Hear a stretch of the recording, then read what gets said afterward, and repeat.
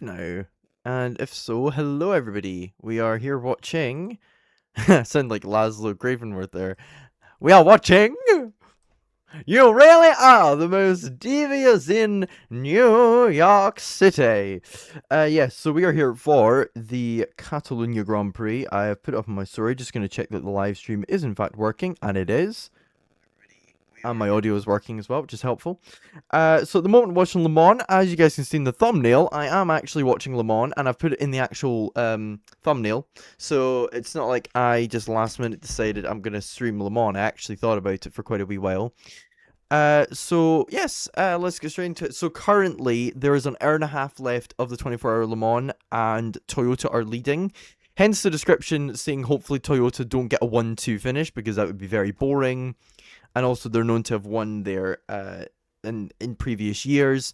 At least Ferrari aren't going to win it again this year. They've won the last 3, but hopefully we get a BMW or a Cadillac win, because that would be a bit more unique. As you can see, repping the Scotland colours after our win last night, or should I say this morning. Absolutely buzzing.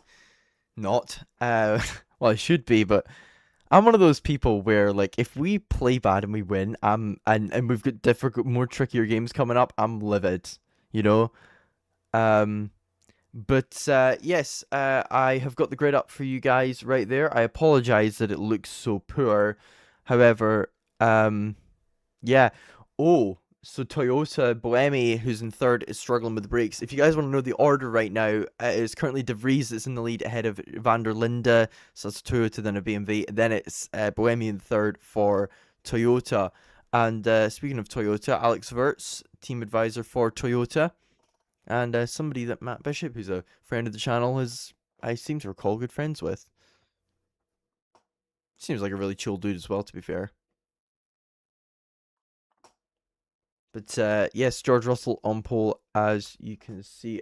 Wait a second. Why does that say? Hang on a second. Have I got that wrong? Hang on. Have I switched it yet? Have I switched it yet?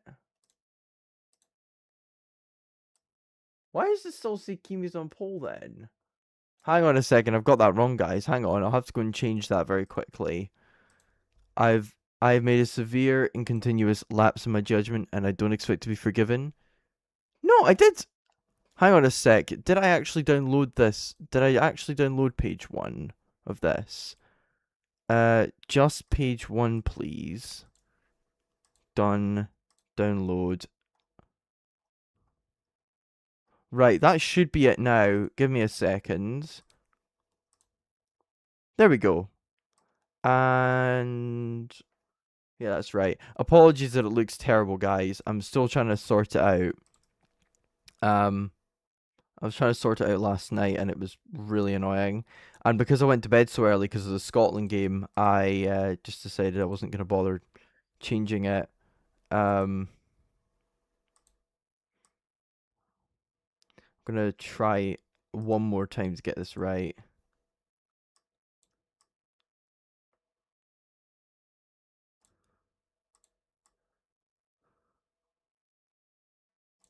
Actually, nah, screw it. I'll just leave it like that. It's not very good, but we can just deal with it. They're currently doing some sort of nonsense on the F1 grid.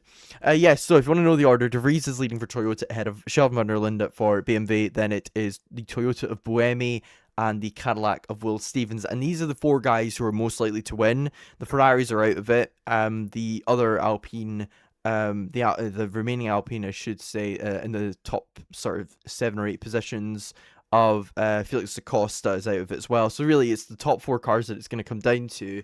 And at the moment, Toyota, BMW are in the top 3. They're all going to have to come into the pits this lap, and Cadillac don't, because Cadillac have got a bit more fuel than them, which could win them the race if they are able to pull off one more stop, because these guys are going to have to pit twice more, and then after that, that's them going to the end.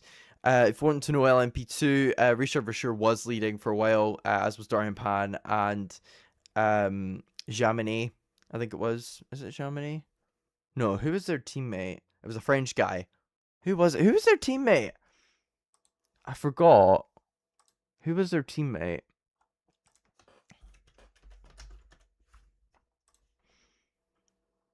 Hang on.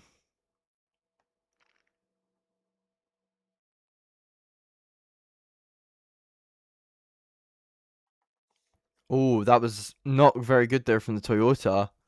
While they were trying to get into pit road, it did not look comfortable at all there. Andlauer, that's who it was. It was Andlauer. I was just checking. They're doing the grid at the moment. Heads on the grid at the moment. I don't really watch this stuff usually. As you saw in my short from the other day, I don't really watch the grid walk or anything like that. I kind of just skip the pre-coverage, and the reason why is because I don't really rate most of Sky's analysis, apart from perhaps Bernie Collins and a few exemptions. Oh, there we go. Audio is a bit louder now, so apologies for the poor volume earlier, guys. I had it down.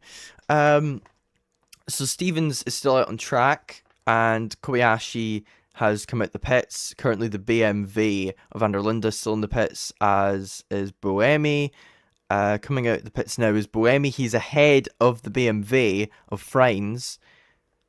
So that means Freins has lost a place there. It was so that's they haven't put tyres on Buemi, that's why. So they're waiting until the last stint to do that. Maybe perhaps BMW aren't going to do that on the last stint. They're maybe going to keep the same set of tyres on, and that's why Buemi's a little bit ahead of the BMW after being behind it for a while. But at the moment, Stevens is in the lead, and he needs to save as much fuel as he can to try and make it on one more stop, because these guys are going to have to pit again. So as it stands, if Stevens can make it on one more stop, that means that they're in the net race lead. There's the Ferrari in 5th, and they are currently refueling, as is the Alpine in 6th. They're both on pit road, and it looks like the 51 is going to come out in 5th place, although maybe the AF Corsa might get ahead here, although we don't know yet. That's Pierre Guidi guessing in for them. And are they going to be ahead of the 83 AF Corsa? We'll see. They're currently doing the tyres. Alpine still need to do the tyres, and then because what they do is they do the driver swap while they're filling the fuel tank up, and then they have to wait until after they've done the fuel tank. The AF Corsa is ahead, and as a result, usually pit stops are quite long in WEC, because basically they get the pit stops. They do it in a really specific way. They have to do it in a really specific way, which is quite interesting to know. And I love watching WEC races. I love watching them. It's a shame that they only have about 8 of these a year, but Silverstone's coming back, which is really nice. I might consider going to it, although I don't know where I would stay, which is the problem. Although then again, I could go up on the Sunday morning and then come back on the Sunday evening, or if it's a Saturday, and go just for the race. Because the thing is qualifying in these races often isn't actually that important because of how long the races are. Toyota gap 7 seconds now. Stevens is still in the lead, but he's only going to be able to do another 4 or 5 laps probably. The 33 Corvettes in the pits. Johnny Edgar.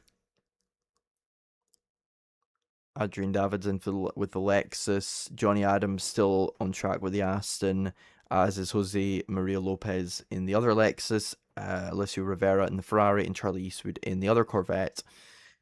And then it's Augusto Farfus in 7th for BMW.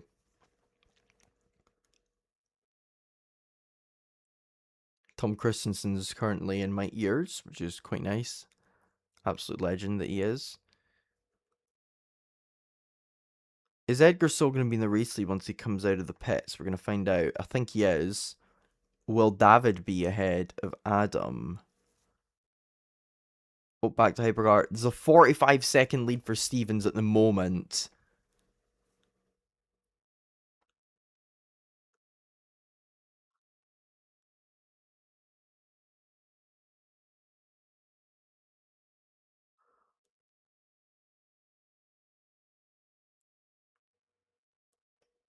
They're saying it's very unlikely that the Cadillac's going to get to the end. Alex Brundle's saying that there's no chance, and I'm trying to feed some delusion into my brain that there's a chance.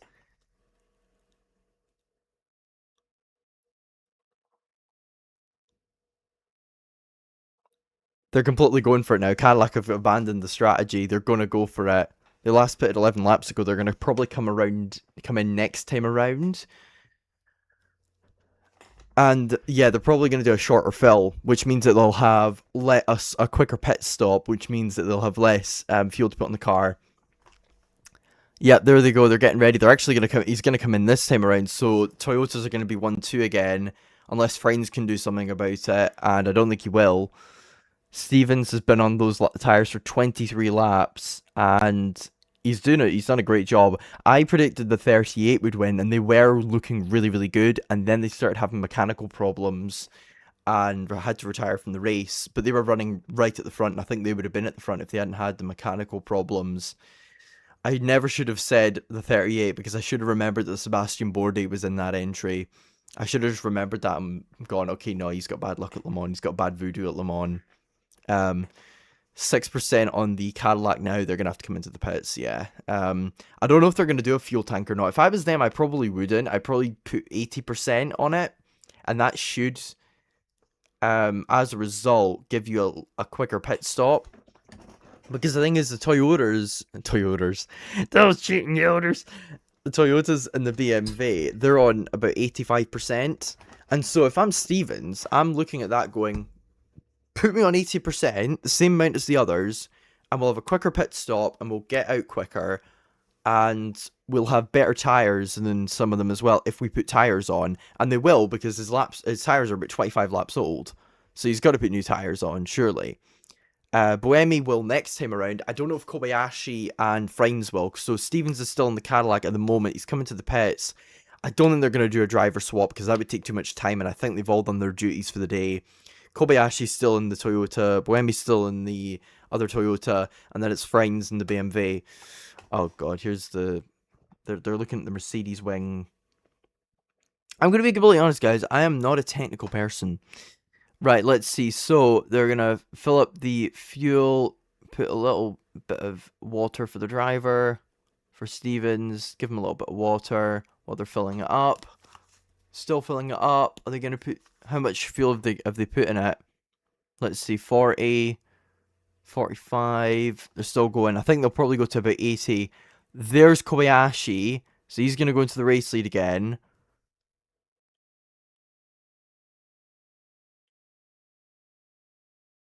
Right. 81, 85, 86. Are they filling it up fully? Oh, they're filling it up fully.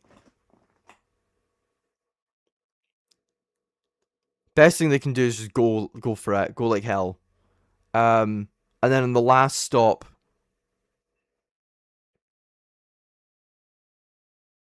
Right, Stevens is going to come out in 4th. And he's going to be about 20 or 30 seconds behind. So he's got an hour and 15 minutes to make up about 30 seconds of lap time. Now, you'll gain about 5 seconds, I'd say. Maybe less with the refueling. You'll gain a bit of time with not putting tyres on. But I don't know if they will put tyres on. They might in the last stint. I think Cadillac are putting all their chips on the table for the final stint right now. They're not showing their card too early at the moment because they don't want to give Toyota a chance to catch them if they do end up in the lead. So they're going to play it right until the end, I reckon, here.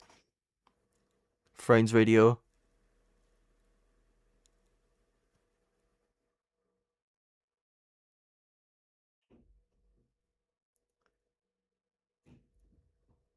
Hang on a sec.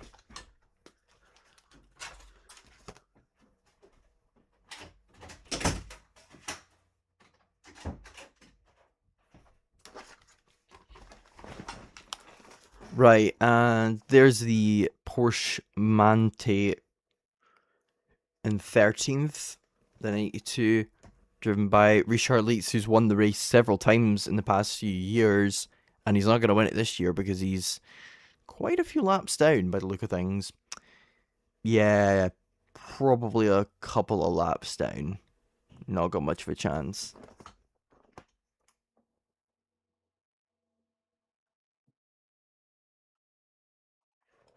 Alonso's going to be praying that he doesn't have that there's a bunch of retirements because there's no way that car is getting points. It's absolutely terrible. I'm sorry. One of these Le Mans cars could probably go quicker than go quicker than that Aston Martin. A MotoGP bike could go quicker than that Aston Martin. Oh man. Now they're doing. I don't know if they're doing the Catalunya anthem. I think they might be. Oh, they're doing both Spain and Catalunya. Good way of avoiding the political tension there, Formula One. Good way of avoiding the political tension. Fair play, fair play. Gotta respect it. Gotta respect it.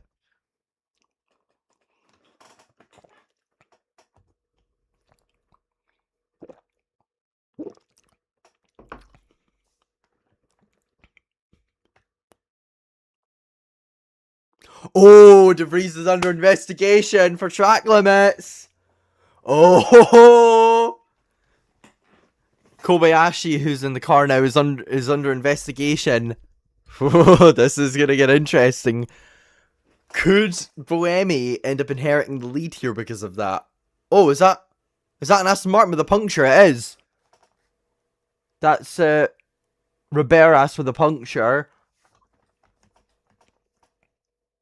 and he's gonna have to limp back to the pits with that puncture, which is not ideal for him or for the other competitors. And Stevens is going to be praying that he can't get round and that they get a full course caution. Same with Friends, because at the moment they are unable to catch the Toyotas.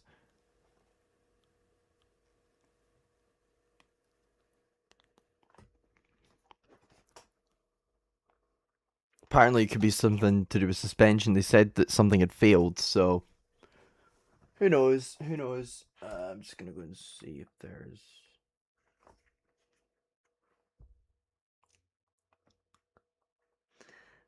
Um, I put up on my story, live for Barcelona, and my friend messages me saying,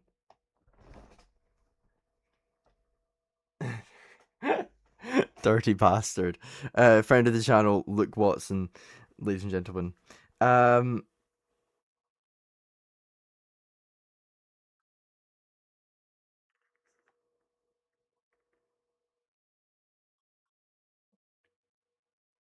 I'm trying to see.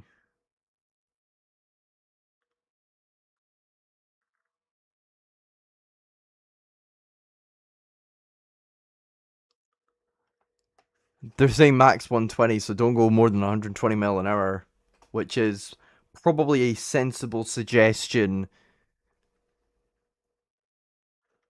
from the engineer.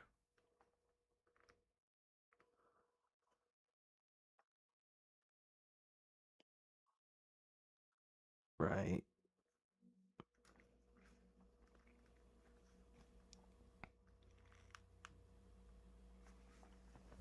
And they've gone to an ad break, which is quite annoying. Right. Weck's gone to an ad break. So currently just looking at what's going on in F1. Tell you what, I'll put F1 on my computer now. He's talking to Russell, Craig Slater. Craig Slater, Sky Sports News. Such a bad impression. That's an interesting little thing to look at. How far ahead is phone compared to computer? Computer's slightly ahead at the moment, apparently, by the look of things. Oh, From Russia with Love is playing on STV. Is that the one with Honor Blackman? Probably not. No, she was Pussy Galore, wasn't she?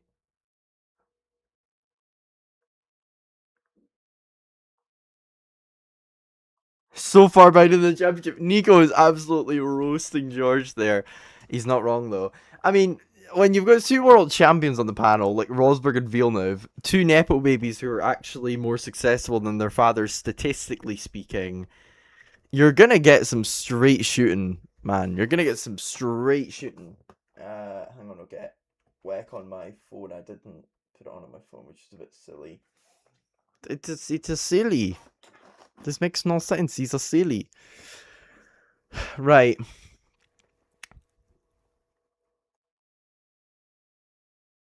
I remember the last time Nico was commentating on Spain.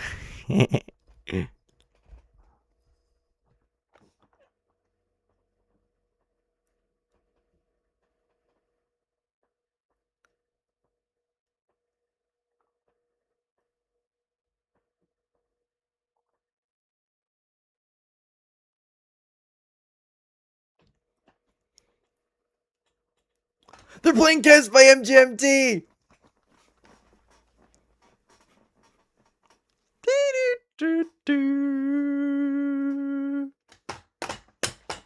Hang on a second. I'm gonna see. Do I have? Hang on a second, guys. I'm gonna see if I can find. Oh, hang on.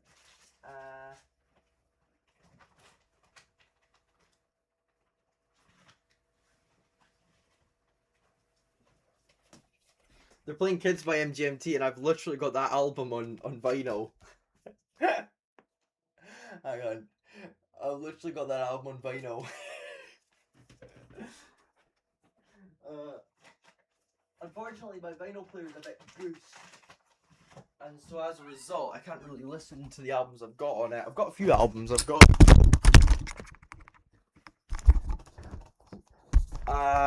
a few albums on it. I've got like I think I've got 5 albums. I got one for free, and that was Chirping Crickets by Buddy Holly and the Crickets. I got Revolver, Dark Side of the Moon, and Oracular Spectacular on one of my birthdays as a birthday gift. And then I bought Imagine in an Oxfam for about 13 quid, I think it was. Pretty good price. So yeah. Norris saying there that he doesn't want to risk go for something that's not possible and risk not finishing the race, basically. How can I no, that's not what I meant to do.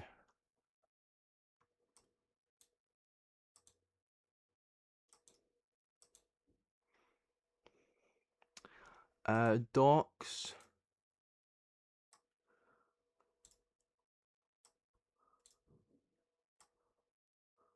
See, it's annoying because it doesn't let me.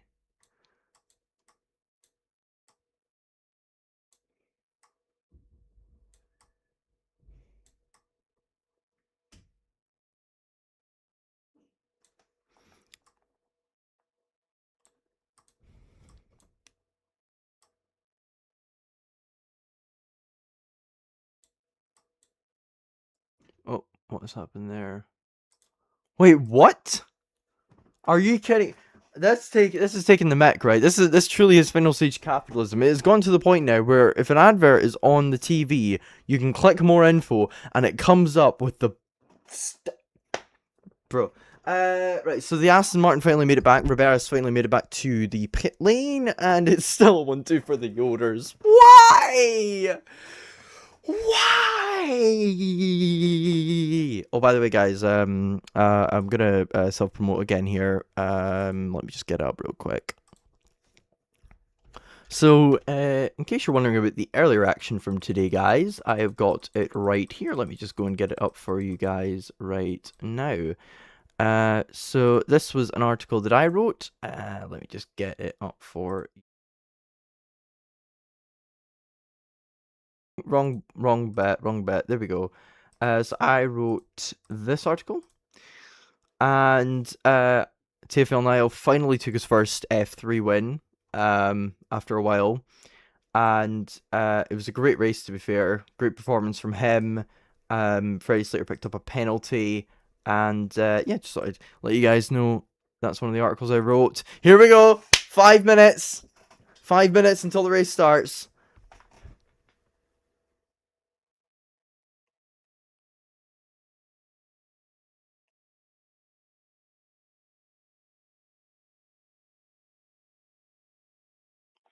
Oh, is that Ferrari chasing down? No. Oh, it's the BMW. Go on! Go on, BMW. Come on. Come on, Friends. I want you to catch Buemi. Because the thing is if Kobayashi gets a penalty, which he might, this is for the battle for the lead, potentially. It wasn't Kobayashi, though, that caused the penalty. It was De Vries who was in before him. Hang on, what's the radio? What did Buemi say there? Any level of cuts are available. So if you think smaller might help, you can try override also. So basically they're giving him engine modes that you can try and use. Do. Oh my god, baby Kimi. Baby Kimi. I say baby Kimi. Kimi's like a year older than me. What am I doing? What am I doing? Arvid Lindblad is 1 month older than me. What am I doing? What am I doing? I love how they're making parallels to the World Cup. Like, this ain't the World Cup. The World Cup's only on every 4 years. This is more like the Champions League, lads. This is more like the Champions League. Or the Premier League. Premier League's probably more accurate. Mainly because the team that's won it in the last few years has broken financial rules. Not McLaren, Red Bull. Red Bull and Man City.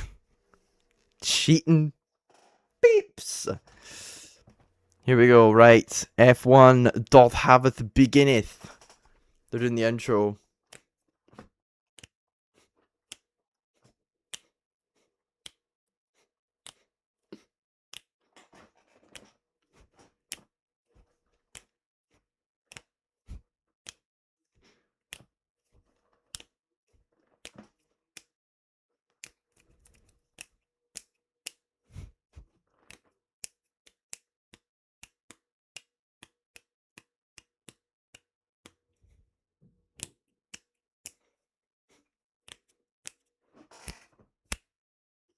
There we go, right.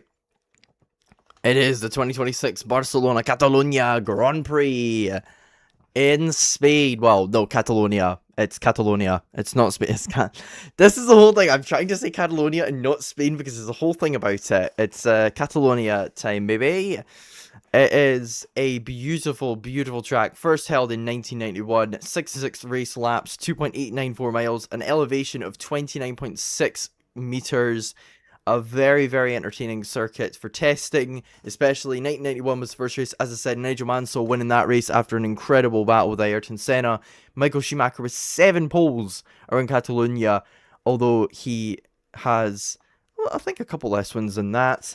And Oscar Piastri, obviously the defending race winner from last year after a brilliant performance from him. That was the stage in the season where we all thought he was going to do it. He was going to win the World Championship, but it was not meant to be for him last year, and it looks like it probably won't be for him this year either because, well, McLaren aren't as quick as Mercedes. The starting grid, I've got it to the right as you guys can see. Alonso and Stroll on the back row of the grid. Then it's the 2 Cadillacs, Bottas and Perez.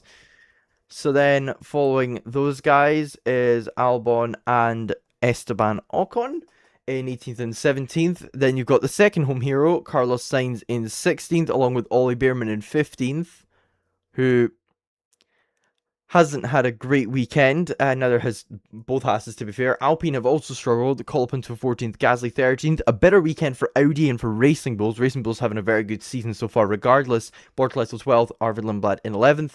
Then Charles Leclerc, who crashed in qualifying, is in 10th, along with Nico Hulkenberg with his best qualifying of the season in 9th. Liam Lawson in 8th, continuing a very good run of form for him, and he's alongside fellow Oceanic driver Oscar Piastri. Then the 2 Red Bulls, Hadjar in 6th and Verstappen in 5th. Then you've got Lando Norris and Kimi Antonelli on the second row of the grid, 4th and 3rd, and the front row, the former Mercedes teammates Lewis Hamilton and George Russell. Russell looking to bite back after a very poor run of form. I'm trying to figure out if Kobayashi has gotten a penalty or not. Formation lap is about to begin.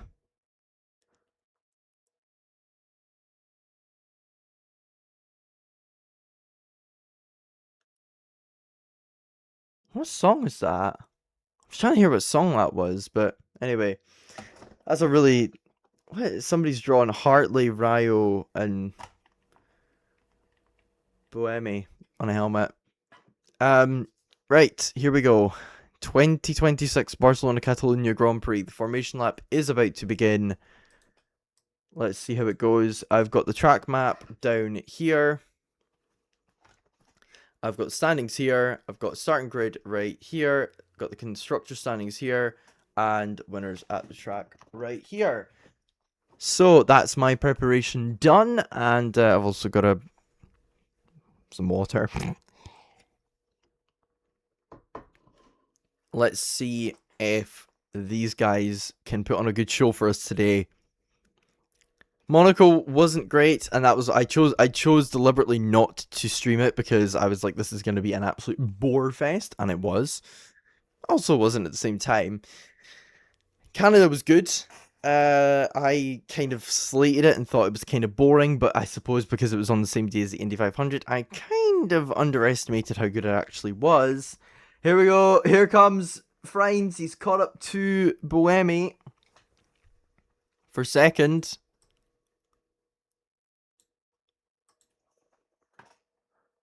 Lewis Hamilton is on the softs.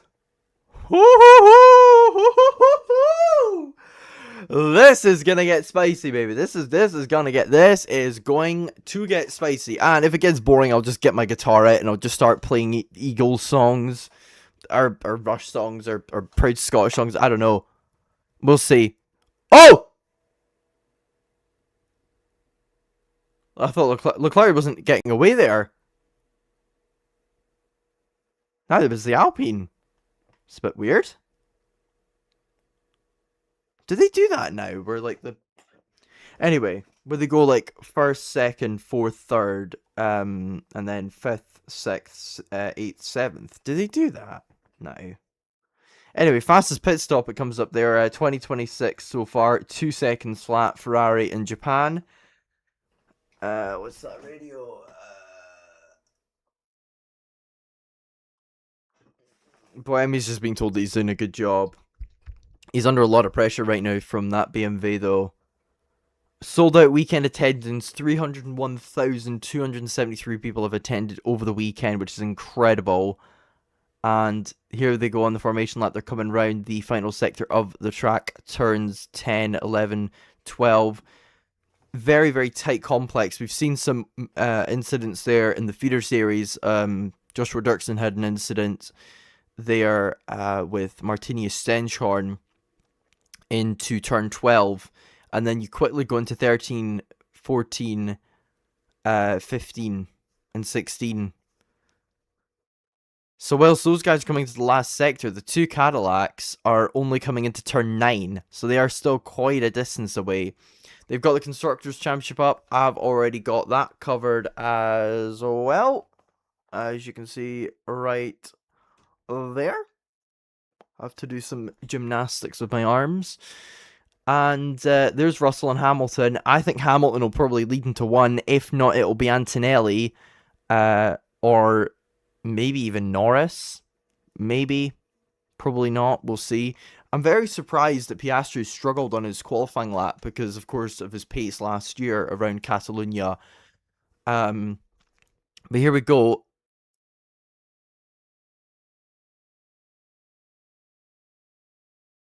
Oh, Alonso's doing a pit lane start. Well, I can't change it now, guys. It's too late. Alonso's still starting 22nd anyway. Do you know what? I could try and quickly do it. Hang on a second. Okay, no, never mind. Forget it. Right, we're about to start. We're about to get underway here. Here we go. Currently, they're at an ad-breaking WEC. Right. F1 is about to get underway in Catalunya. Will it be another Mercedes victory, or could we finally end the run of form that the Silver Arrows have? Well, they're not really silver anymore, but anyway, they have the pre-start, and now they're getting the 5 lights prepared for us, the viewers. 1, 2, 3, 4, 5... And the wheels are turning. The race has started, and it's a good start from George Russell and a good start from Lewis Hamilton as well, but it's an even better one from Kimi Antonelli. Antonelli's trying to run alongside Hamilton. Hamilton's not having any of it, and into turn 1, Russell leads from Hamilton and Antonelli. Norris tries down the inside, but he's unable to make the move work.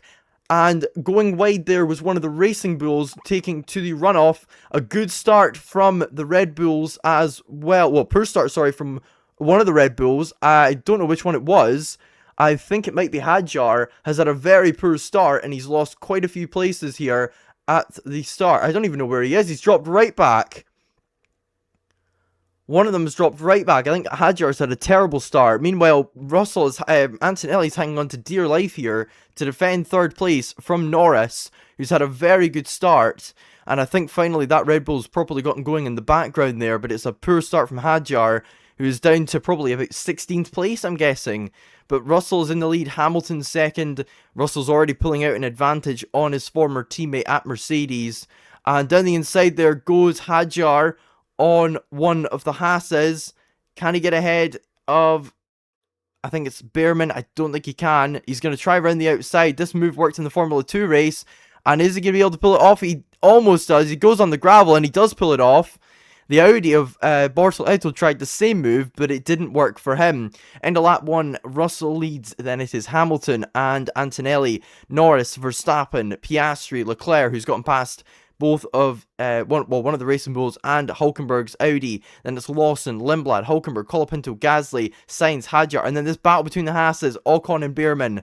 Ocon getting past his teammate there, Behrman having a very poor start from 16th. Actually, he's not lost any places, but he's not had a very good run in the last sort of lap or so since the race began. He's been overtaken by Hadjar, re-overtaken by Hadjar, and it looks like he's under pressure now from a couple other drivers as Nico Hulkenberg gets past Arvid Lindblad for 9th, and that is a good move from Hulkenberg to get himself back to where he started on the grid. He's behind Leclerc, but he is now ahead of Hadjar because of the poor start of the Paris-born driver, the Parisian.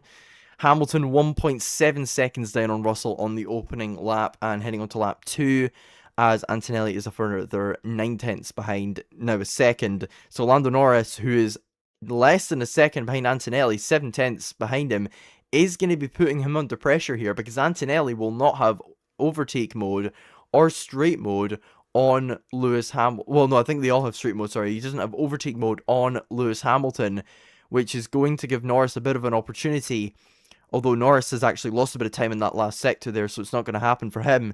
But Isaac Hadjar is continuing to make his way back up the order after a poor start. Next up for him, another former teammate of Max Verstappen's, Carlos Sainz, a home hero. He's going to be defending that position like mad. Hadjar is doing a little bit of sort of a dance with him, trying to make a move work, and he's gone around the outside, and that is a lovely overtake from Isaac Hadjar, using the supreme grip of the Red Bull. Meanwhile, another bit of battling going on between Hulkenberg and a Racing Bull. This time, it is Lawson. Hulkenberg feeling rather racy today. It is his worst start to a Formula 1 season ever, and he's on for his first points with Audi as it stands. We're only 3 laps in.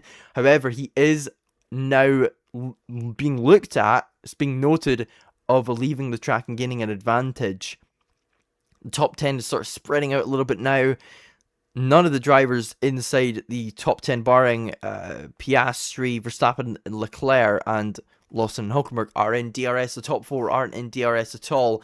Lindblad is now also being noted. That was the Racing Bull that we saw leave the track. And is that a move from Friends to go into second there? Or am I making that up? I think I am making that up.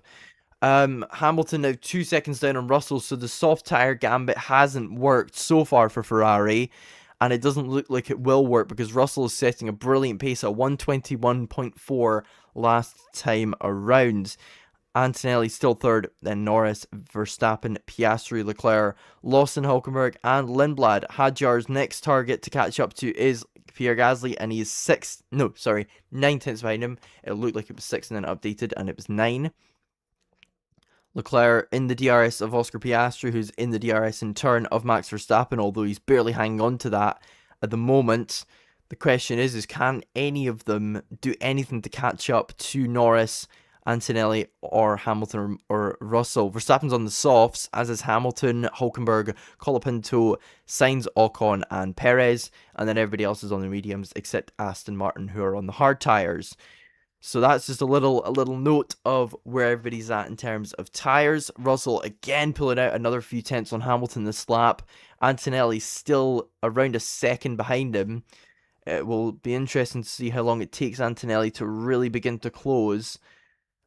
I think it's going to come soon though, because he's 8 tenths behind him now, and he's going to have overtake mode for this lap. I kept saying DRS, didn't I? I mean overtake mode, guys. I apologize. I'm getting used to this still. I'm so used to saying DRS. See, the thing is because I'm a feeder series writer, right? And I cover F2 and F3. I'm used to still saying DRS because they've still got it there. Oh, here we go. Opportunity. Oh, here's a replay at the start. Yeah, Hajar got a terrible getaway. He barely got off the line. There's the last name. The last name bit is back, guys. Holy moly, Friends is right on the tail of Boemi here, but he's just not able to make an impact. There's 50 minutes left of the race. They're all going to have to come into the pits in the next sort of 4 laps. But yeah, Hajar got a terrible getaway. Now, where is Hulkenberg in all this going off track? Same with Lawson. Are we going to see that? Oh, that was a great move from Leclerc at the outside of turn 1 to get ahead of Lawson. Now, Hajar doesn't get away. He drops down to 15th or 16th place.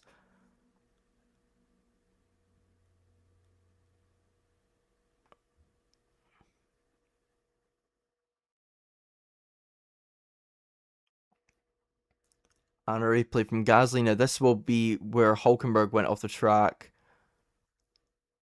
And both of them did go off the track. Hulkenberg didn't go off the right way.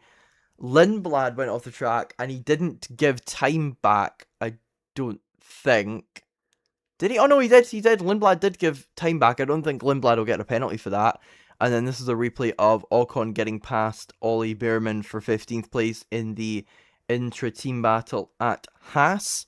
Meanwhile, still comfortable lead for George Russell. Isaac Hadjar now getting past fellow countryman Pierre Gasly for 12th place. Next up is Franco Colapinto, and Lance Stroll is already going to be retiring from this race. A gearbox issue for the Aston Martin.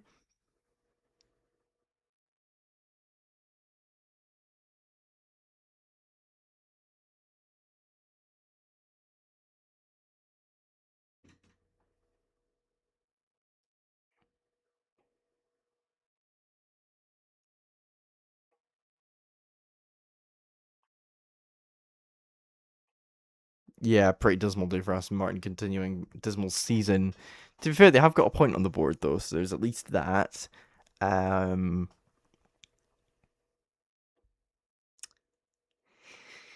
Alonso can at least say, hey, I beat Stroll in the race after he outqualified me, but Stroll actually said he didn't care that he'd outqualified Alonso. That's just me putting it in family-friendly terms. He actually said, I don't give a...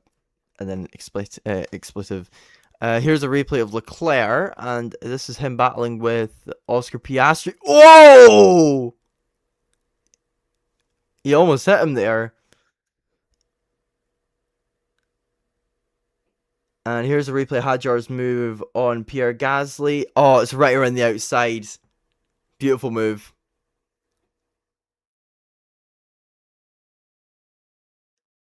A beautiful move there. Oh, look at this now. Friends is literally on the back now of Buemi. He's been on the back of him for ages, but he's not been able to get through. But this is the closest he's been. I think now it's gonna happen. I think he's gonna get past him now. Look how close he is. Yeah, he's got to get him. He's got to get him. He's going to get him. Come back to the TV.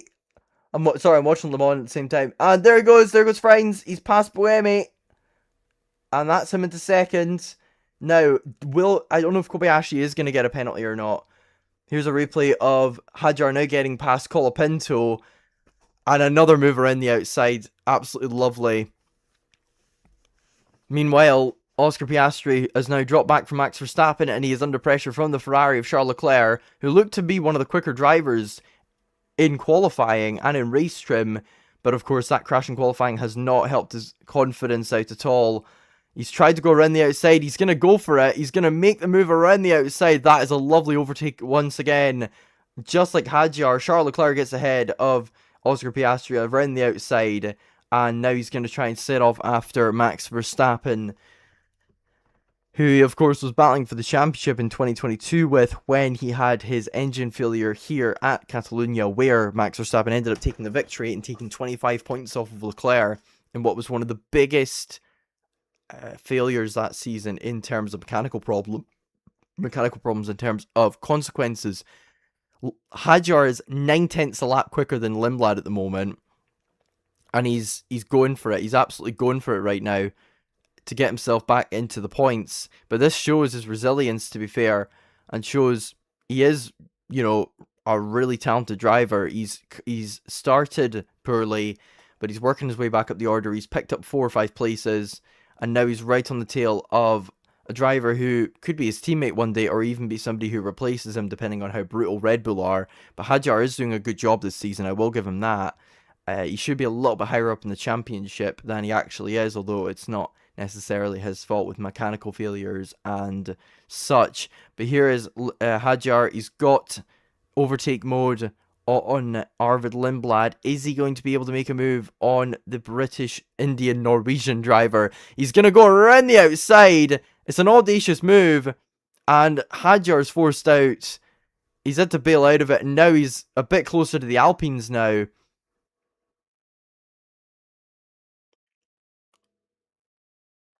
Ocon and Bortoleto forcing another driver off the track has now been noted by the stewards as well. Stewards are going to be very busy today by the look of things, just like they were in Monaco. They've got a lot to keep an eye on so far. Hulkenberg and Lindblad, of course, still under investigation. Norris Team Radio. Yes, sliding everywhere. Norris is saying his tires are sliding everywhere. I think I'm allowed to share Team Radio. I think. Maybe. Don't know. But Lindblad's now right back defending again from Hadjar. He pulled ahead of him for about 30 seconds, and now he's back behind him again. And look at that, Leclerc. Look at how quick Leclerc's going. He's catching right up to Verstappen now. And he's just doing his thing. I think it's really showing the fact that Red Bull are still the 4th team on the grid, rather than being ahead of Ferrari or ahead of Mercedes. They may have the better engine, but they don't have the better chassis than the Ferrari or the Mercedes or McLaren. In fact, look at that. Leclerc 4 tenths quicker than Verstappen last time around. And the lap before that, 2 laps before that, he was about 2.5 tenths quicker. In fact, if you look at the average, it's exactly 2.5 tenths pretty much that he was quicker than Verstappen. So he should be able to make up the ground here on the Dutchman. Question is can he catch up to him quickly and make sure that he doesn't lose too much ground to Norris ahead? Or will Verstappen really battle him for it? Well, we've got activity on pit lane at Le Mans. This should be the final stop of the race for the leading Toyota. He's got a lead of about 20 seconds. Unless this is them serving their penalty, which I don't think it is. I don't think they have a penalty. Nope. Same lap, BMW and Toyota come in as well. Cadillac need a miracle, and they're not going to get it by the look of things. Albon's now under investigation for a starting procedure. Gasly's saying he's losing time behind Colapinto, which is basically code for, give me the position, please. I'm a bit quicker than him right now. Hadjar is ahead of Lindblad, and now he's going to start tracking down Nico Hulkenberg for 9th, and his former teammates, Liam Lawson, for 8th. And try and get himself back into the top 8, which is where he probably should be as a Red Bull driver. And to be fair, with the pace he has, he probably would be, if not for the poor start that he had. We're on lap 11, we're 6th of the way through the race already, and it is still Verstappen ahead of Leclerc. There's been a bit of a procession so far, so I hope it gets better as the race goes on. Verstappen still keeping up with Leclerc, just a little bit ahead of him. Pit stops are coming apparently for the soft runners, such as Hamilton, Verstappen, Hulkenberg, Colapinto, Sainz, Ocon and Perez. Hamilton's apparently saving his tyres very well, although it's British media, so you can never trust what they say. I'm not even going to say British, I'm just going to say English, right? It's English. Okay, apart from like a very few exemptions.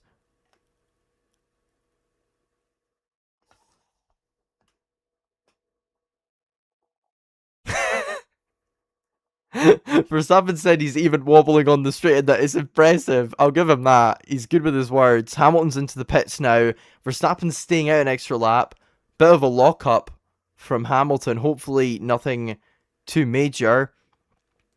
Yeah, lifts some dust up. Good stop from Ferrari. 2.5 probably. I was bang on. 2.5. Is he going to come out ahead of Liam Lawson, though? That's where he wants to be, realistically. Lindblad, no further investigation, no further action for leaving the track and getting advantage. Correct call from the stewards, in my opinion, because he gave any time that he lost back.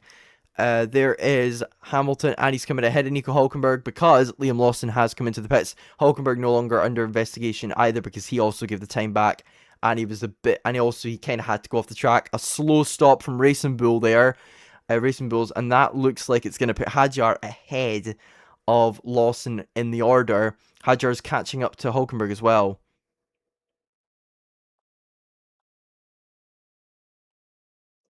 Alonso making a move on Bottas there to no longer be in last place in this race. And I think we're getting to the point now where his hard tires are getting a little bit quicker than the Cadillacs on Cadillac and Bottas on the mediums. Meanwhile, Leclerc is still behind Verstappen for fourth. This will be fifth place after Lewis Hamilton is pitted. George Russell is going to pit now on the mediums. Now that is an interesting call. Are they going to 3-stop or are they going to 2-stop? We're actually going to have a bit of variety here in strategy potentially. Russell's come out of the pit box, and it's almost an identical stop time to Hamilton, 2.4 seconds. How much time is Hamilton going to gain on his outlap, though? He's on the hard tyres. Russell is probably still going to be about a second or a half or 2 seconds ahead of him.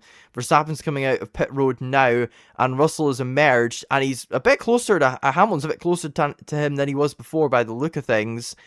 It looks a little bit closer, but Russell's still in front of him. And there is Verstappen, and he's come out in traffic behind Arvid Lindblad, and that is not good news for him. Hadjar, meanwhile, still about a second behind Hulkenberg in this race. Leclerc looking to overcut Verstappen, and if he can just get a couple of good lap times, then he might be able to jump him, because Verstappen is currently stuck behind Lindblad, although I think Lindblad will let him through, because it's a sister car. We will see. Perez into the pits on the softs. No further investigation for Ocon and Bortoleto, forcing another driver off the track. And there is Russell, and there is Hamilton. Hamilton's really closed up on him there. It's only 1.6 seconds now that's the gap.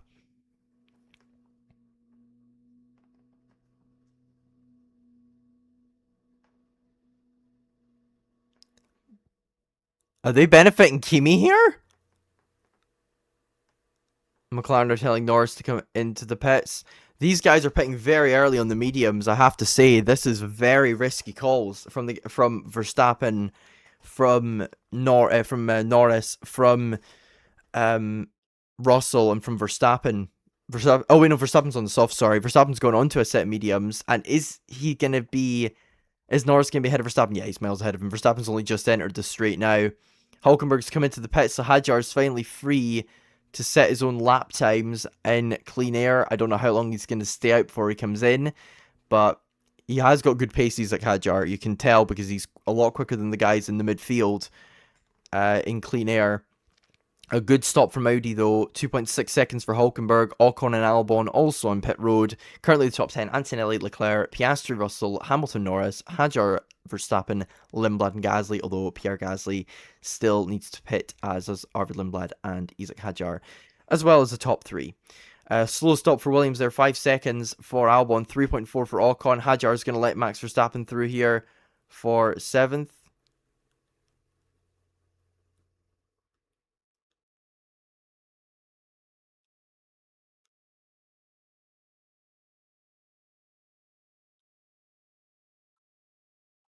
So Antonelli's now coming to the pits as well. Now, where will he come out in regards to Hamilton and Russell? Russell's saying that he's worried that he's at risk of being outdone by Kimi, and they said it won't be long until everybody else pits, and they are right, because there goes Oscar Piastri into the pits. See, the thing is I think with the top 4 teams, what the good thing is for them is they can explore a variety of strategies and be fine, because they'll be ahead of the midfield cars. Although, as I say that, Piastri has come out. I was going to say, it says he's still in the pits. Piastri has come out behind Lindblad. So, not great news from him. After the race is when Albon's going to be investigated for a starting procedure infringement. Leclerc's now coming in. He's the last driver in the top sort of 6 to come into the pits. And still got Hadjar, Lindblad, Bear and Bortoleto to go, as well as Alonso and Bottas. And then that will be everybody. Bottas is in the pits now. Alonso will probably be the last driver to pit because he's on the harder tyres. And Aston Martin are sort of banking on a safety car or something like that to help them out in terms of track position. But at the moment, It's looking good for Russell.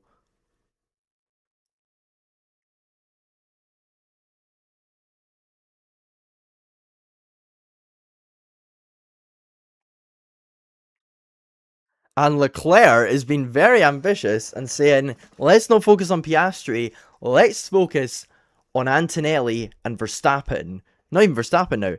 Norris and Verstappen. Let's focus on those guys, not on Piastri. Hadjar is now going to come into the pits. 1.7 seconds, still the gap between Hamilton and Russell. I wonder, could Leclerc be used by Ferrari as a sort of test dummy? We'll see. Hadjar, decent stop, 2.7 seconds. He's going to come out around about Liam Lawson, you would guess. Let's see, so that's Behrman going past him. There is Liam Lawson. He's going to come out just behind him. However, he is going to be on a fresh set of tyres, which is going to help him out in this race. Once he gets past Lawson, he will be up into 8th place on the road. Bottas is being told to retire because of an issue, which is not good news at all for the Cadillacs. So that means that both of the bottom teams are having issues. Leclerc is finally going to come into the pits, and Russell's going to retake the lead. Apparently, Leclerc's got a 3-second margin to Piastri, which means he will be closer to Verstappen. So good call from Charles Leclerc there to say, let's target Verstappen rather than Piastri, because we're going to be closer to him. And there's the Ferrari down pit road, as is the ailing Valtteri Bottas, who's going to retire from this race. Into the pits comes Leclerc onto the hard tyres. A 2.6 second stop probably. Yep, spot on again from me. And he's going to come out probably just ahead of Piastri. Well, there's Piastri there, and he's just coming onto the straight now. And he is just about ahead of him. Coming into turn 1. Now, my question is when's Hadjar going to get ahead of Lawson? That's my bigger question right now, because that's the only thing I can really see changing massively in the top 10. Because Lindblad and Behrman still need to pit, and so does Alonso, and once those guys have pitted, we'll know. This is going to be either a 2 or 3 stop race. This is going to be very interesting to see the dynamic, because Ferrari look to be doing a 3 stop, whereas with Hamilton, whereas Russell seems to be doing a 2 stop with Mercedes, because he said, are we doing a 3? And they said stick to plan A, which probably means a 2 stop with a long stint on the hards and then a stint on the mediums at the end of the race. So Hamilton is not backing off from Russell, by the way. Still 1.8 seconds is the gap. He's not losing a heck of a lot of ground to his former teammate. And they are in a league of their own right now. They're 6 seconds ahead of Kimi Antonelli, who's not actually that far ahead of Lando Norris, who's still applying pressure on him. Leclerc, meanwhile, is in 6th behind Verstappen. He is 8 seconds behind him. And he's about 1.5 seconds ahead of Piastri. Here's a replay of Isaac Hadjar, and he has finally cleared Liam Lawson and is now up into a net P8, which is good news for him. A safety car could really help him out, because he could potentially have the pace over Oscar Piastri, depending on how the rest of the race goes for him. But he's stuck behind Ollie Behrman. He's going to make a move on him. On lap 18 we are now of this race. He gets ahead of the Haas, and now he's only got Arvid Lindblad to catch up to and overtake out of the cars that are left. Hadjar on a fresh set of hards, Behrman on used mediums, so an easy move there for the Frenchman. We're almost been swimming for an hour now. Russell's still leading 1.7 seconds. Antonelli still 6 seconds back from Hamilton. Sort of in a bit of a stalemate in this race. Behrman, Lindblad and Alonso still need to pit. Apart from that, everybody else has pitted.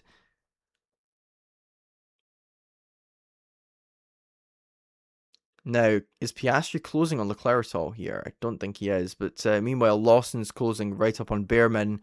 Although, as I said, Behrman does need to pit still, as does Lindblad, who's 8 seconds ahead of Hadjar. Hadjar is 18 seconds behind Piastri at the moment.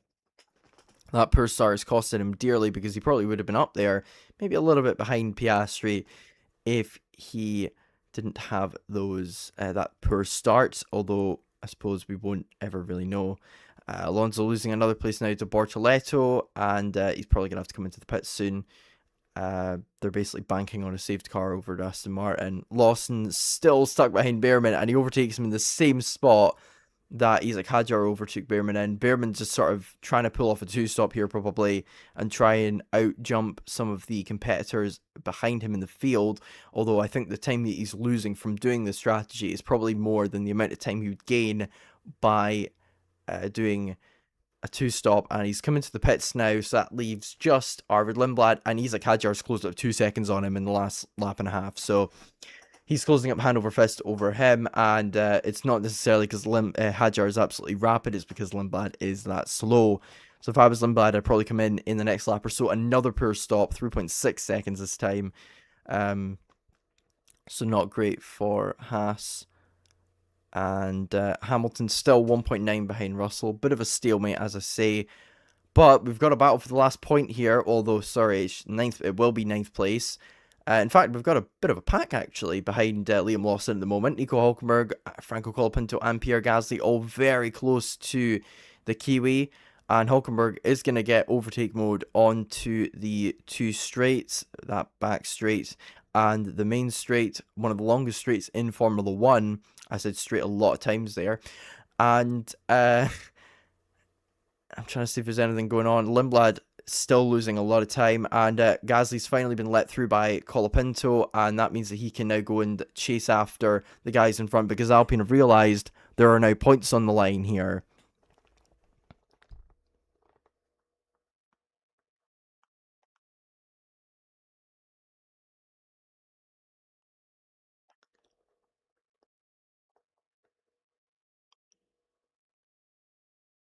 Colapinto's having a bit of a bite back there and saying he's not even pushing. Well, we'll see if it works in the long term for Alpine there. I don't think it's going to be a Toyota 1-2, but it looks like it does look like Kobayashi is going to win. Unfortunately, what's the gap? 20 seconds does that say? Oh, for goodness sake. To be fair, the caddy's only 8 seconds. Is that 8 seconds or is that 4? 8.9 seconds back.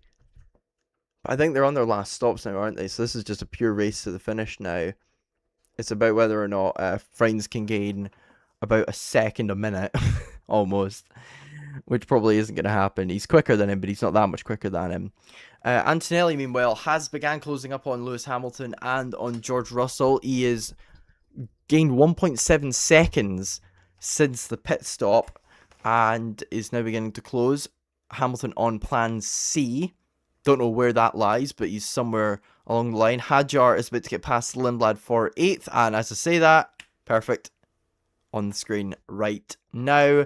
Hadjar goes past, and that's him up into 8th place, which is good for him and good for Red Bull in the Constructors' race, although to be fair, they are a little bit adrift of McLaren and Ferrari and Mercedes at the moment, so more so damage limitation at the moment. Alonso still hasn't pitted yet, neither is Lindblad. Lindblad's going out as long as he can here, and as it stands, it looks like he'll probably come out around about 14th place. However, he will probably do one less stop to everybody else. Antonelli Team Radio, they're saying he's asking happy with pushing, and they're saying good lap times. So basically saying, yeah, you're doing good, keep going.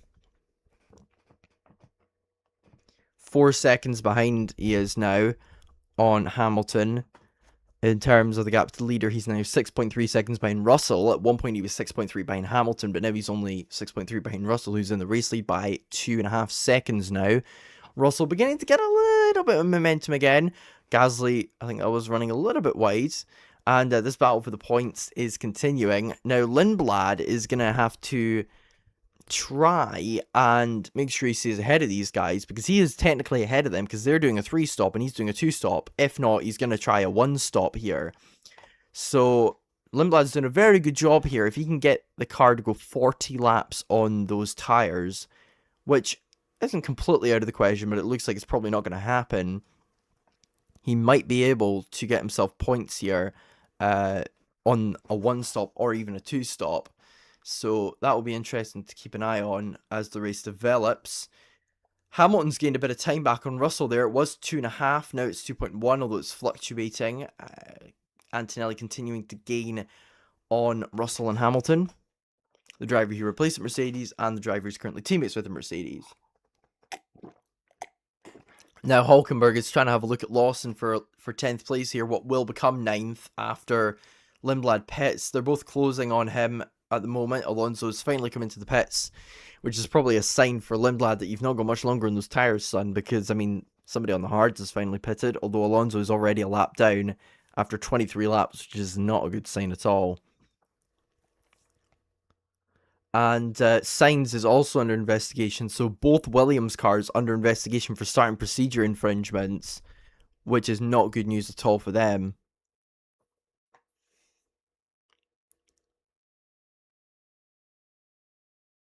Antonelli's got his first track limits warning. Verstappen being told Leclerc is very much in our race behind, and he is. He's 4 seconds behind Verstappen now, so he's closed up a fair bit. He's pulled away from Oscar Piastri, and Arvid Lindblad has finally pitted, and now we can get this battle for 9th place properly going, because now we've got the official number of 9th, and Hulkenberg is behind Lawson now. He's got Gasly 1.3 behind him, and Colapinto 2.1 behind Gasly, so they're all quite close together, especially those three, Lawson, Hulkenberg, and Gasly. Lindblad's probably going to come out about 15th, I said, and it's going to be a little bit worse than that. It's going to be 16th he's going to come out in. Between Gabriel Bortoleto and Alex Albon, he has gone onto a set of the hard tyres, I think I saw there. So he's going to try and go at least 30 laps on those tyres and maybe put on a set of softs at the end for a good finish. Hamilton again gaining a little bit. It's fluctuating between sort of 2 and 2.5 seconds. So they got very even pace, do the Mercedes and the Ferrari on the same tyres. Antonelli has just found a third gear, a third lever on these guys. Oh my goodness, Franz is actually gaining. Holy moly, Franz is actually... Hang on. Whoa, whoa, whoa, whoa, whoa, whoa, whoa, whoa, whoa, whoa, whoa, whoa, whoa, whoa. Franz might actually win this. He's gained 4 seconds in about 5 minutes. Oh my gosh, this is going to be an amazing finish. I'm watching WEC, guys. I am watching WEC. I am watching Le Mans right now, just as much as I'm watching F1. This is going to be crazy. Kobayashi is hanging on here. Can the BMW catch them? The nerves are kicking in. Kobayashi team radio. Take care of the car. Exit turn 22. Hulkenberg right behind Lawson now. He's trying to go around the outside of the Kiwi, but he's unable to at the moment. Do you know who Lawson reminds me a little bit of? Kevin Magnussen. He actually does a little bit, if you think about it. I'm Liam Lawson. I'm Liam Lawson. You're jealous that I'm quicker. Here's my middle finger, Liam Lawson. Liam Lawson. I'm pretty sure I said that on the stream yesterday as well. Anyway, Hulkenberg is now being chased by Gasly, and we got a 3-way fight here for 9th. This is going to get interesting.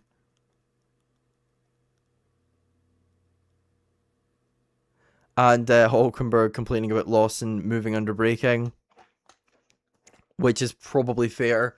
That is a Kevin Magnussen move, guys. You got to admit, that is a Kevin Magnussen move. Lawson does remind me of Magnussen because he's quite an aggressive driver. And speaking of Magnussen, the BMW, I think it's his... Is it his or is it his teammates? I think it's his teammates. Is currently in the battle for 2nd in Le Mans. It'll be interesting to see if Robin Frijns can take the victory. Hulkenberg still in the... Oh no, is that Magnussen's? Hang on, I swear, is that Magnussen's? Is Magnussen teammates with Frijns? Where's sports cars? There's sports cars there. By the way, guys, Dive Bomb are doing a really, really good job at covering live updates.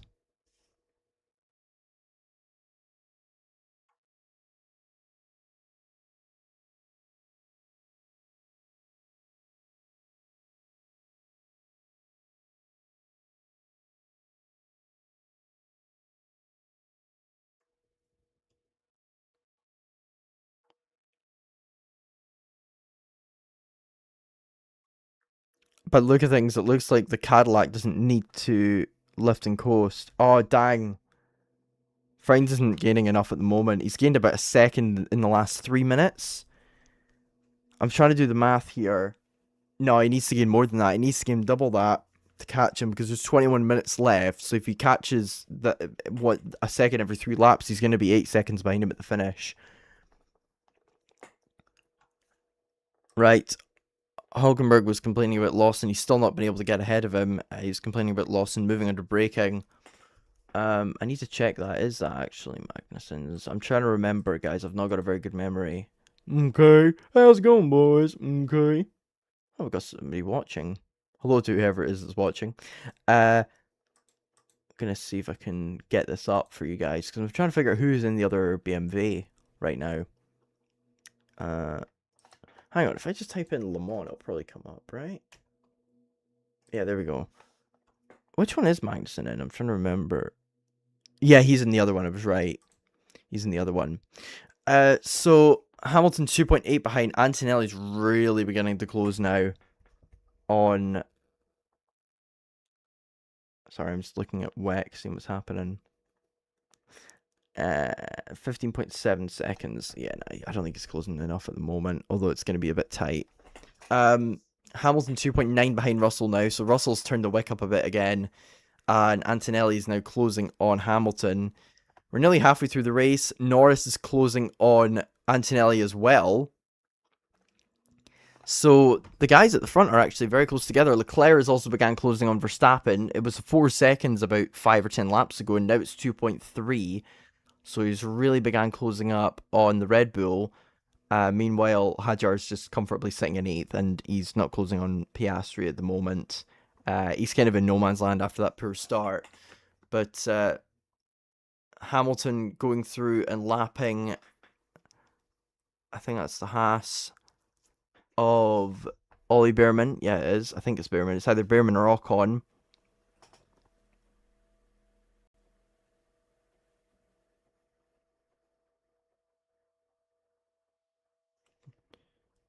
Hamilton's now coming back into the pits for a set of mediums, and again, lock up there.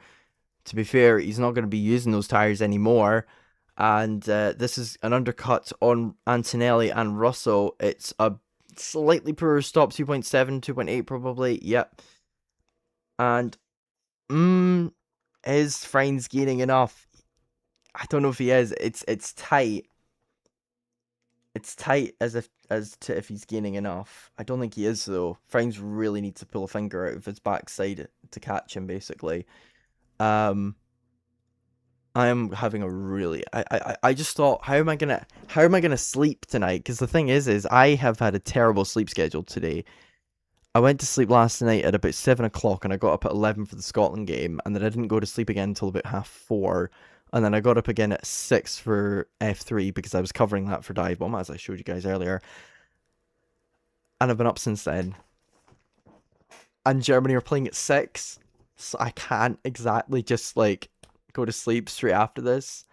I'm only gonna have about like an hour and a half to sleep, and then I'm watching NASCAR at night. I'm watching Pocono, so it ain't looking good. I'm trying to see when Pocono is actually on at. I'm having a little look at the moment. Oh, it's on at 6 o'clock. Yes, I'll actually be able to sleep. Oh wait, no, it's on the same time as Germany game. Oh dear. As it stands, Hamilton would be 2 seconds ahead of Antonelli, and he's doing a really good job on this strategy. He's right behind Oscar Piastri, but he's gonna get past him.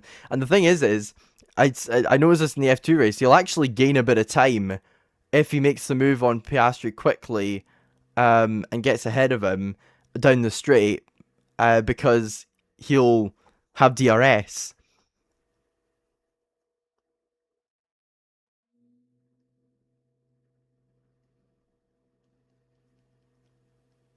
Hamilton around the outside of Piastri there. The team radio was playing for Russell, and they're still on a 2. So Hamilton's going to try and pull off the aggressive 3-stop strategy.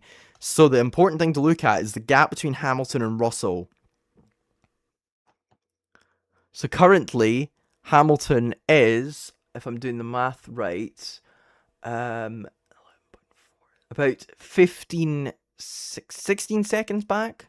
Wait, hang on. No, 21 seconds back. I've done the math wrong. 21 seconds back from George Russell, roughly. So he's got to close 21 seconds on him. Oh my goodness. Yeah, Friends is closing. Friends is really closing. I don't know if he's going to do it, but he is closing big time. Antonelli's on his last warning for track limits, and we're only halfway through the race. He's going to have to do what Joshua Dirksen did and hang on for dear life, because Dirksen got 2 track limits warnings in F2 in about 1 lap. Verstappen into the pits as well now, trying to pull. Oh, poor stop. Poor stop. 4 seconds.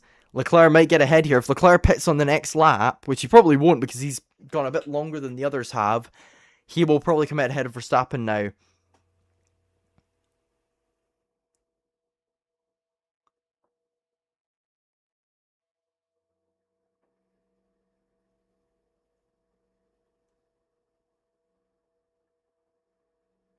Hamilton set the fastest lap at 20.6. What was that ding? I heard a ding there. I don't know what that ding was. I heard a ding. An ominous ding in my ear. I remember listening to this, like, the most boring video of all time. And it was a guy called Randy... Oh, what was his name? Randy Smith. And he was talking about the features of an Apple Macintosh. And he was talking about an ominous ding that you get before your computer dies. Imagine if my computer died just as I said that. That'd be quite funny. Antonelli's now a second behind Russell. Oh,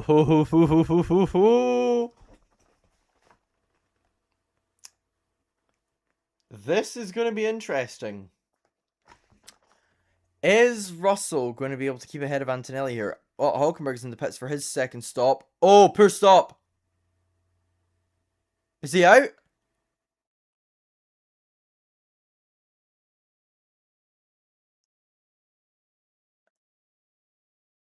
No, Hulkenberg has had rotten luck this season, and he was on for points. It's not going to happen for him today.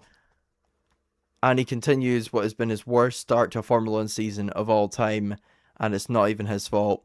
Hamilton was a second and a half quicker than Antonelli last lap.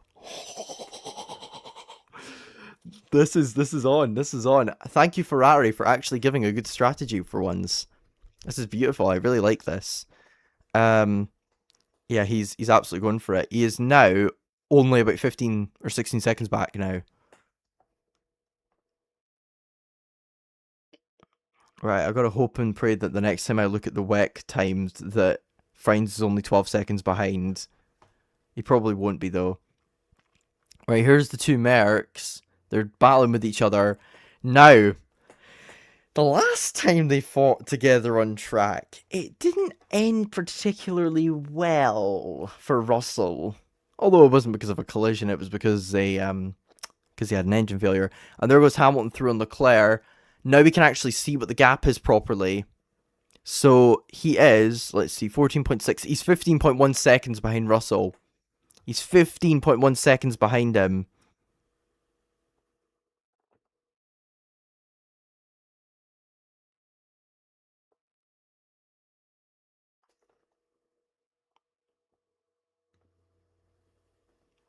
Hamilton's been told to do a 20.9 and he's doing a 20.7, so he's doing exactly what he needs to do.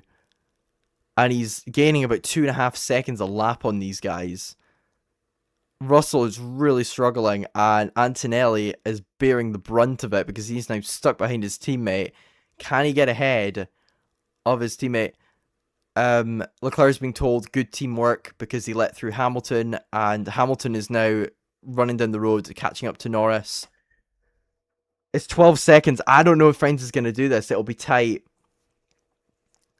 Here comes Antonelli. Is he going to be able to make a move on his teammate? Russell defends aggressively, and he stays ahead for now, but Antonelli will be back. Russell goes wide. I heard another ding! Why do I keep hearing dings? Hang on, I'll turn the volume down on my mic. That might be why. Is that why? Maybe it is. Right. Russell and Antonelli still dueling for position here. And this race is only going to get more and more interesting as we go along. We're only at half race distance. And so far, the first 20 laps were ups and downs. But since then, it has been a fascinating race to watch. This has probably been one of the better ones this season, I would say. And Hamilton's getting almost 3 seconds a lap on Lando Norris. And he's probably getting about 2.5 on Russell and Antonelli at the moment. He's 7.4 seconds behind Norris at the moment. And Norris is 4 seconds behind Antonelli. Hamilton's only 11 seconds back now from Antonelli and 12 from Russell. This is incredible. Will this strategy work for Ferrari? It looks like it might.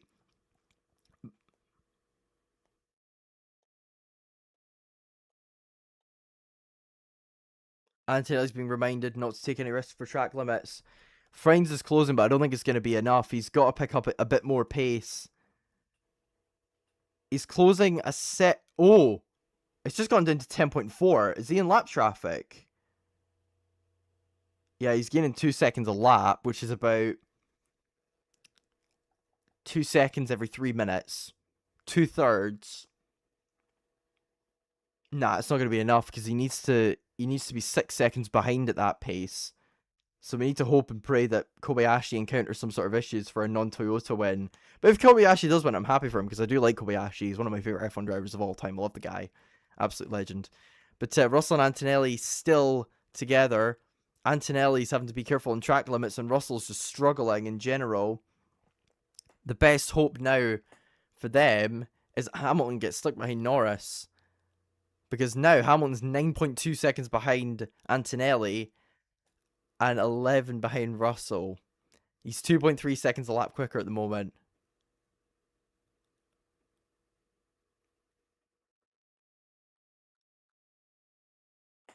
I'm liking this. Hamilton is on a roll right now. He's 8.8 seconds now behind them. 9.5 behind Russell. He is closing hand over fist on these guys. He's doing absolutely incredible.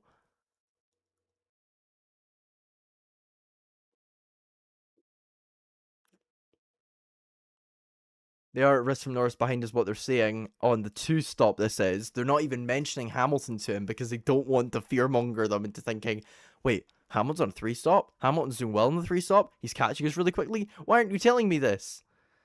What's the gap now in Hypercar? Yeah, it's 10 point. Yeah, nah. Kobayashi's got it. Kobayashi's got it in the bag. Friends is 11 seconds behind with 9 minutes left. He's not going to catch him. Unless Kobayashi has an incident, which he won't because Kobayashi's a super clean driver. Squeaky clean. Hamilton now 8 seconds behind.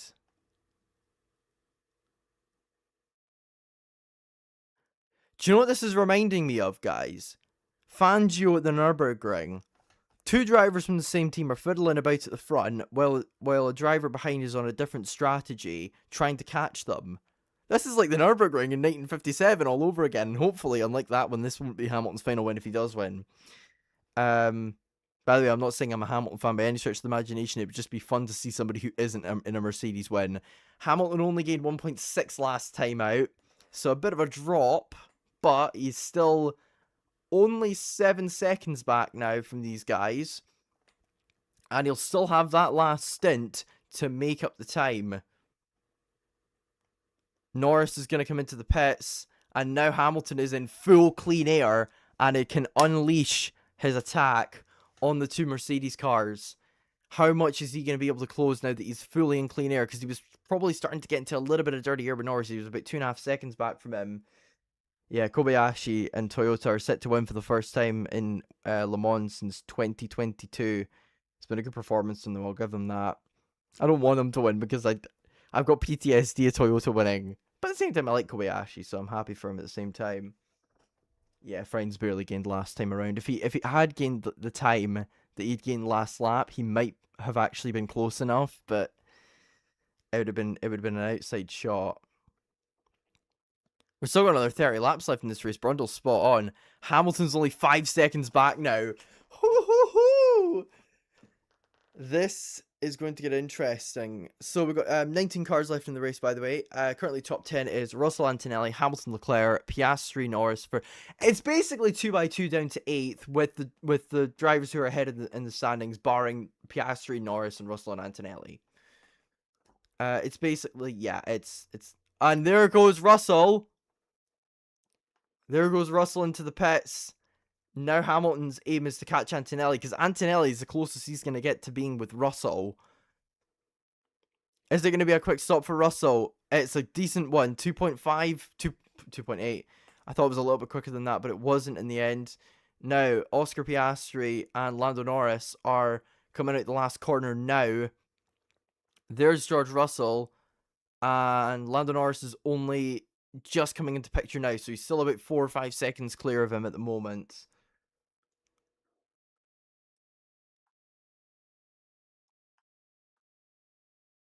4.5 seconds now the gap between Antonelli and Hamilton. Hamilton, if he can keep this going, is looking very good.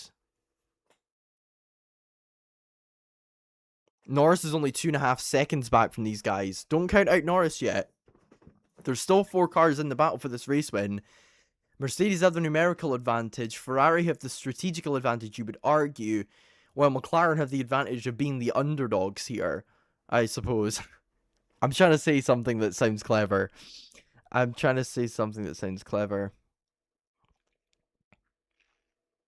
to see if I've gotten any messages, but I don't think so, apart from the misses. And there's Antonelli into the pits. Hamilton now leads, and he was closing up still on Antonelli. Russell's now stuck behind. Not a great stop for Antonelli there compared to Russell, I would argue. Pretty similar, actually, so I got that wrong. But Russell lapping one of the cars there. Again, I got another ding. Stop giving me those dang dings, whoever it is. I keep getting dang dings in my ears, and it's not tinnitus. Tinnitus, sorry. Here's Norris, right behind Antonelli. Ho ho ho, here we go. Battle for the last place on the podium at the moment. They're both having to get through lap traffic at the moment. Only 2 guys are on the mediums, and that's Hamilton and Ocon. Everybody else is on the hards at the moment.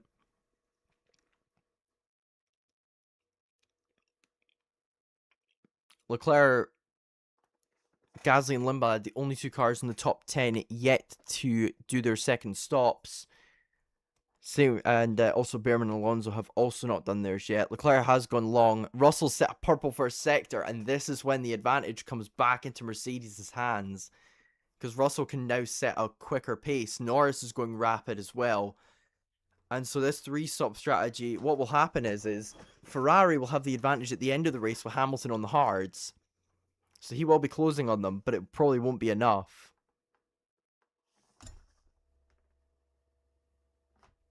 Kobayashi's on for his second 24-hour Le Mans win.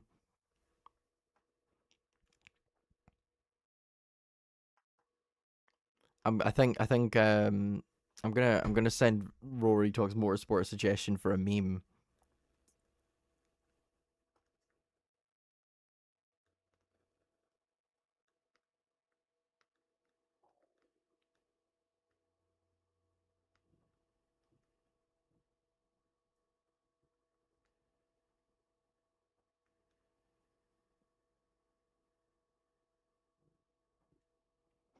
So they have said exactly, Ferrari, why did you do that? Why have you said exactly when you're going to pit Hamilton? That's not a good strategy. You're not being covert.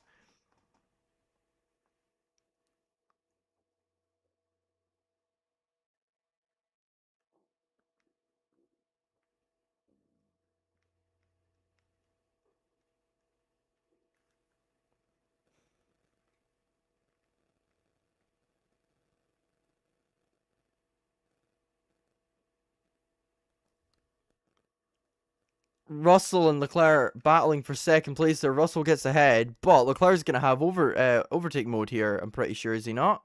Oh, no, Leclerc comes into the pits. Dang it. I got another ding. I keep getting these dings. I don't know. Have I, like, got a window open on my... Oh, wait, maybe it's the dive bomb website. Might be that, actually. I think I've realized what it was now, guys. So I'm not going to be complaining about the dings anymore. Ding, ding, ding. It's giving me tinnitus. Anyway, Kamui Kobayashi is going to win the 24-hour Le Mans. So I think I can have...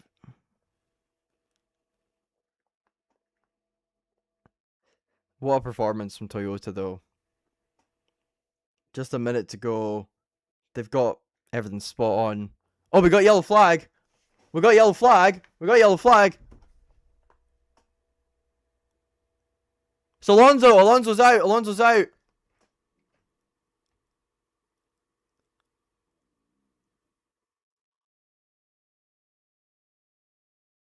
Is that going to be a VSC? Because if so, Hamilton could pit now.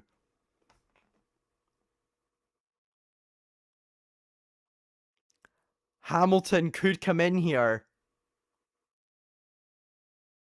Hamilton could come in here.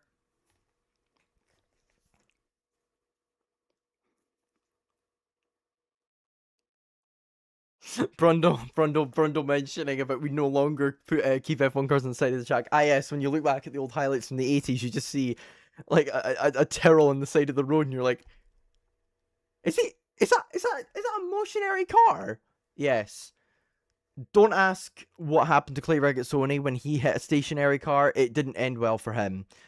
Verstappen and Hamilton are going to gain big time. I feel so bad for Leclerc. Leclerc has been absolutely robbed there because he pitted a lap before Alonso stopped. Verstappen's going to get something for that. I mean, I think it should be a fine for that, but unsafe release there. Not good news for him at all. Hamilton could come in here.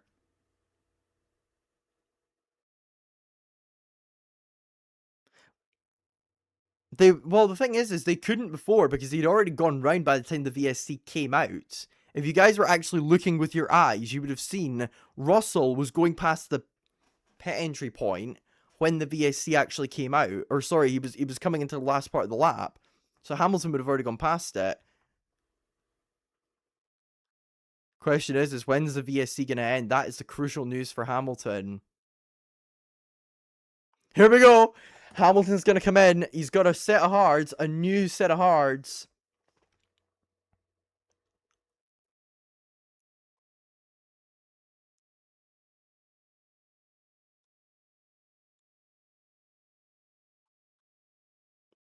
Right, George Russell coming out the last corner right about...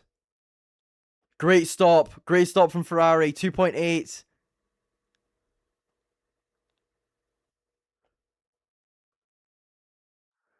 Here he is. He's ahead. Hamilton's ahead of Russell. And you can hear the crowd. The crowd are going. Just as it's ending, he comes out 2 seconds ahead of the Mercs. Ferrari have played a blinder here for once. Will it work? There's 25 laps to go.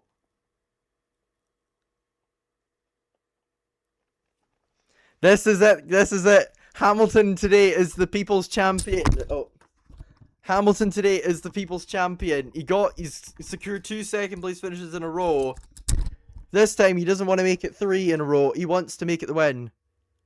Hamilton is buzzing on the radio, by the way. He's saying, great job, guys. And a happy Lewis Hamilton is a dangerous Lewis Hamilton. He's already pulling away from Russell as well. 2.4 seconds. It was 2.0 less than a minute ago. He is on a roll. Could this be a first win for Lewis Hamilton in Rossa Corsa Red? We will see. There's still another 25 laps to go yet. And he's already pulled off the 3 stop. He's pulling away now from Russell. Can he manage it over the long stint, though? That is the question. This could be the moment for Lewis Hamilton and Ferrari. If they'd done the same strategy with Leclerc, they probably could have been on for a 1-4 finish. Sorry, a 1-5 finish, but Leclerc's just a little bit behind Verstappen at the moment. He probably will catch him and pass him in the end, but Mercedes haven't got anything in response. They've not got any new tyres. The only thing they have is raw pace, and they pitted before Hamilton did. Ferrari have got this strategy spot on. I just noticed Alex Albon's retired from the race as well. So we're down to 17 runners now in this race. But this has been a brilliant performance from Ferrari strategically with Hamilton. They have done everything right here from the moment that this race started. And as I said, Charles Leclerc is going to be catching Max Verstappen. He isn't, because Max Verstappen has just set the fastest lap of the race. I don't think he's going to be hanging on to it much longer, though, because I think Lewis Hamilton's going to take it from him based on the pace I'm seeing from that Ferrari. Although we will see about that. And Leclerc's now trying to keep up with Verstappen, who's going through lap traffic. That is the remaining Williams of Carlos Sainz, who's in 12th at the moment. Currently, the final points in the midfield.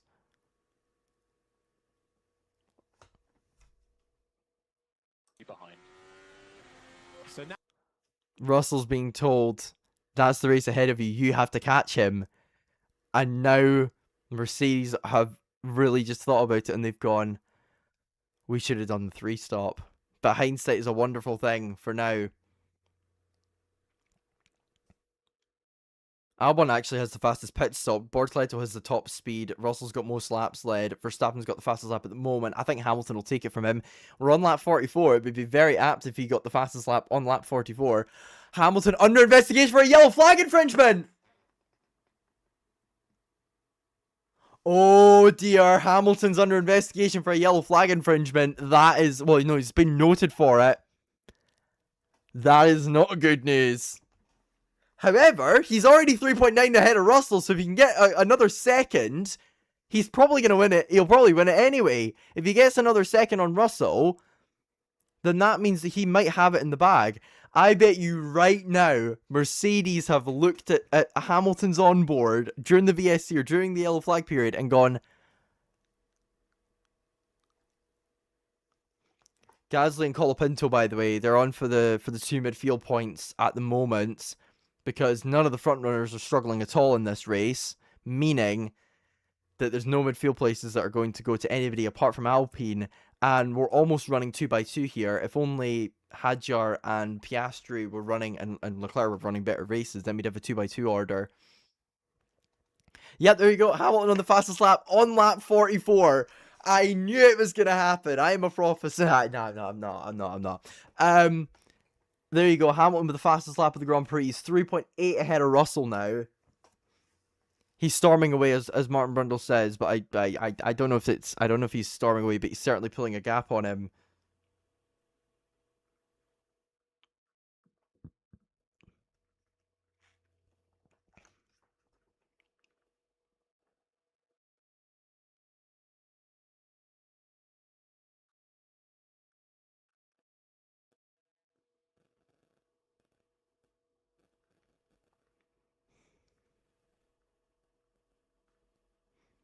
I've just seen Nicholas Solov has been given a post-race penalty in F2, which means Alex Dunn's been promoted to second, and Mini's been promoted up to third.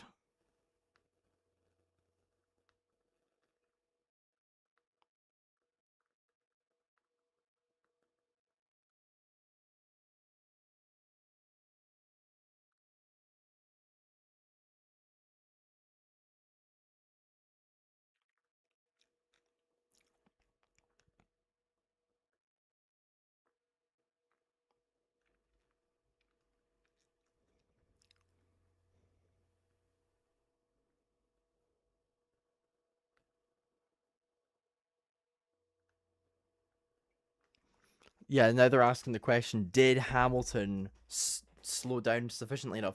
But the thing is even if they give him a 5-second penalty, and this is going to apply with Colapinto as well, by the way, it's probably not going to impact their finishing position because they're both running quite good pace compared to the car behind.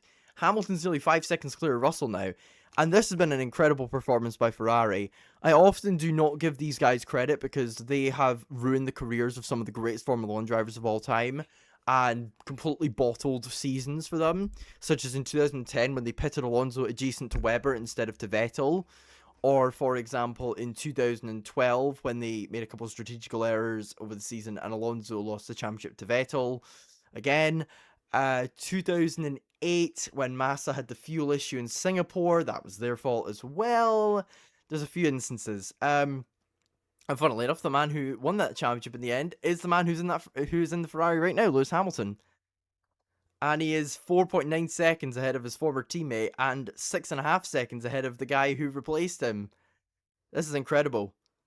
This is absolutely incredible. Actually, Colapinto's not pulling away much on Lawson, so it doesn't look like it's going to... I don't know if he will be able to get 5 seconds on it, but we've still got another 20 laps to go yet. I want to see what the reaction online is at the moment. I'm going to go on Twitter and see. I by the way, guys, I don't actually tweet anymore. I haven't tweeted for like a solid like year and a half now.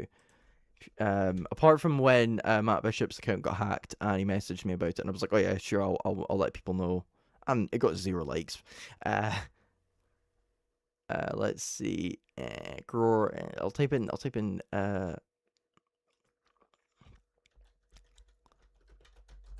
Lewis Hamilton. There we go. Right.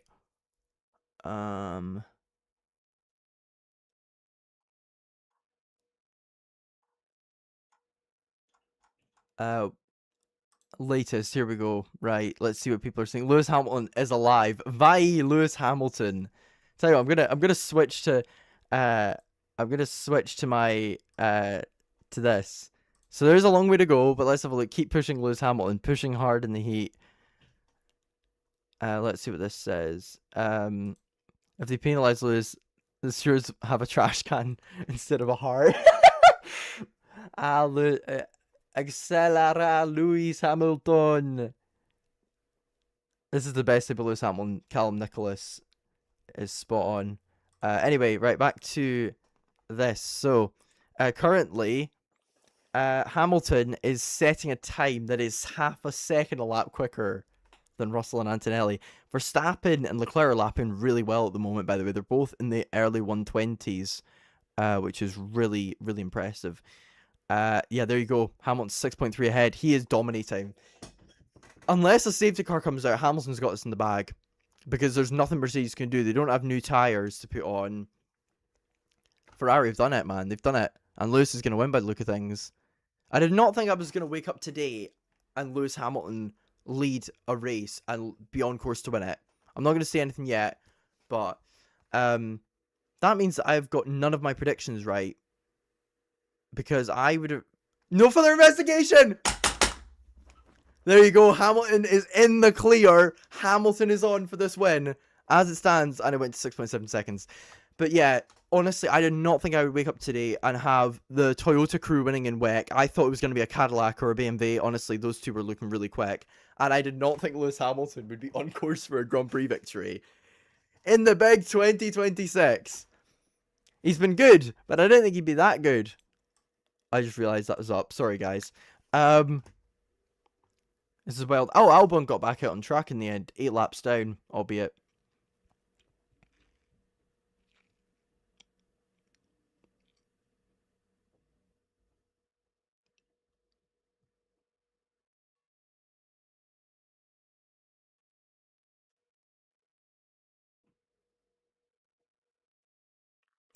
Yeah, they're trying to get a hold of James Vels, and he's no answering. Here we go. Behrman past Bortoleto on the softs. This is interesting. Behrman's trying a different strategy here.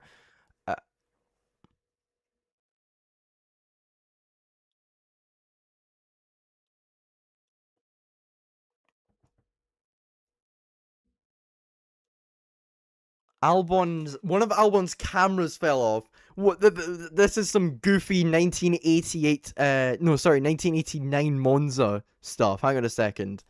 I'll go and Google this for you guys. Oh wait, no, 1995 Italian Grand Prix. Sorry.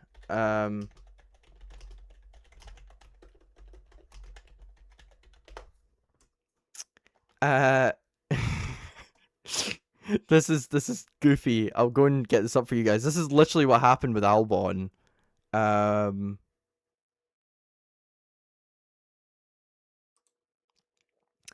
this is what I'm on about.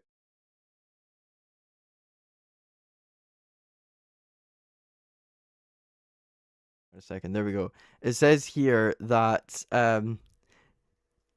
only for a camera to fall off the Frenchman, aka Lacey's car, through Curva Grande and bounced right into Berger's path. The camera smashed the Austrian suspension and hence resulted in the 28 Ferrari flying into the gravel trap. That is literally what happened with Albon. That is literally what happened with Alex Albon. That is wild. Albon had an Lacey moment, 1995 Monza. Meanwhile, Lando Norris is there. Right behind Antonelli.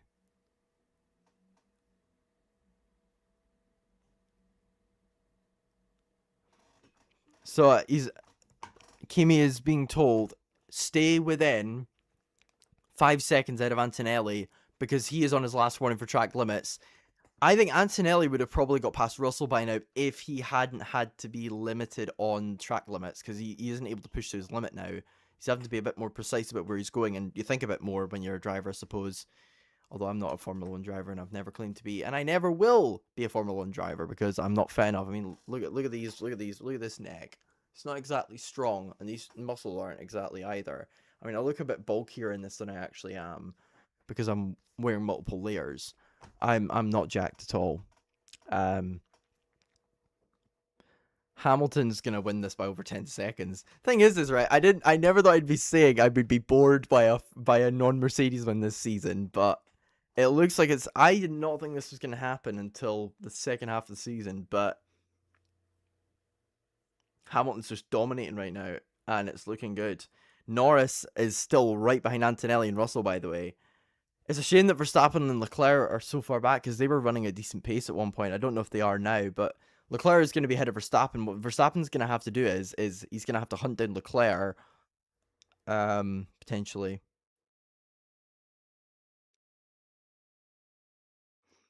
Lewis's engineer, I think his engineer's a lot better this year than it was last year. They seem to be a bit more in check with each other. And he just seems a bit happier, you know? It looks like the Kardashian curse. For fuck's sake. Yeah, I'm gonna. So I may. Do you know what? I may actually film the podcast tonight because the thing is right. NASCAR will be done at about 9ish. I'm just gonna film the podcast tonight, probably. Fred Vasseur sent a message through to Lewis. Keep in mind, Ferrari haven't won a Grand Prix since 2024 Mexico, when Carlos Sainz won for them. The man who Lewis Hamilton took the seat off of. They all said that he was mudded. They all said Lewis will never win a Formula 1 race again. You never know. Antonelli's now complaining about the fact that he's got more pace than Russell and he's being held off. Russell is mudded! Everybody said Lewis was mudded. No, they got the wrong Mercedes driver from 2022 until 2024. Russell is the mudded one after all, not Lewis. VAR review. Russell mudded. It's like the GIF where it's like VAR check confirmed. Nonce. But yeah, I'm going to do a short on that about Albon. I need to make a note of that. Let me have a little look.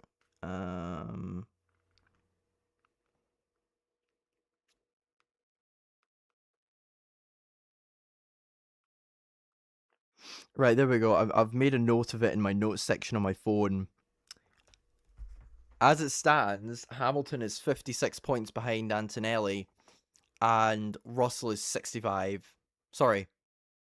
Hamilton's 56. Russell's 65.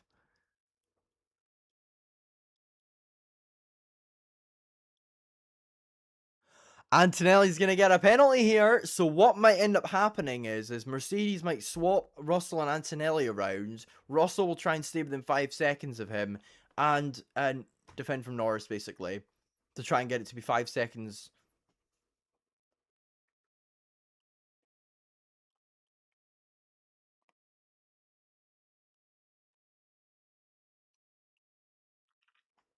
Harry Benjamin just said exactly what I just said. What they might do is they might get them to swap, have George be about 4.5 seconds back by the end of the race, and have Norris be about 5. They're going to try and do that as best as they can if that happens. Because we know what F1 teams are like. They do anything to maximize points. I mean, look at Monaco last year with the whole 2-stop rule. Ugh. But yeah, this has been a really good race, I have to say. The first part of it wasn't great. And to be fair, this part of the race hasn't been as good, but the middle part was great. Hamilton has just pulled away from the Mercs. He's been absolutely brilliant today. You know, when he put it on the front row yesterday, I don't think people were anticipating this. I think we were anticipating Mercedes having better race pace, maybe even Norris having better race pace. Like, I think we had a feeling that this was going to be the top 4 at the start of the day, unless Verstappen had a really good start. Or Leclerc managed to strategize his way up there. But I didn't think it would be like this, the way it is right now, where with Norris pressuring both the Mercedes cars and Hamilton being 11 seconds up the road, which he is, by the way. Hamilton now can lose 9/10 of a second a lap to George Russell and still win the race. In fact, if Hamilton can keep the gap the way it is on the next, at the end of the next lap, Hamilton can lose a second a lap and he'll be fine. Incredible. Absolutely incredible. Ferrari have made this work, and I hope Lewis sends Fernando Alonso and Aston Martin some flowers afterwards, saying thank you very much for having a mechanical failure. I've won the race because of you. Hamilton's literally consistently been getting half a second a lap on these guys. I suppose we'll never know if Hamilton would have won on the 3-stop without the safety car, but with the pace he's got right now, you would not question that potentially he would have done it. Obviously, he would have lost time over the 7 laps, but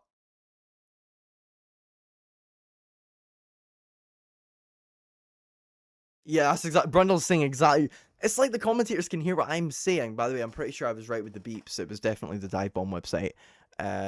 Yeah, the commentators literally said exactly what I said again there. I said, basically, Hamilton, will be sending Alonso, flowers, and sending Aston Martin flowers afterwards, saying thank you for conking out because I probably wouldn't have won the race because of you. But actually, when you think about it, Lewis was so damn quick this stint, he probably would have caught them anyway. This has been one of Hamilton's best drives I've seen in a long time. Like, this has probably been his best drive since... I think this might genuinely be his best drive since 2021. Like, Belgium was a good drive, but he inherited the win. Silverstone was a great wet weather drive from him. But this has been better because I think this has been better because he's genuinely been the quicker guy in a car that a lot of people would argue isn't the quickest.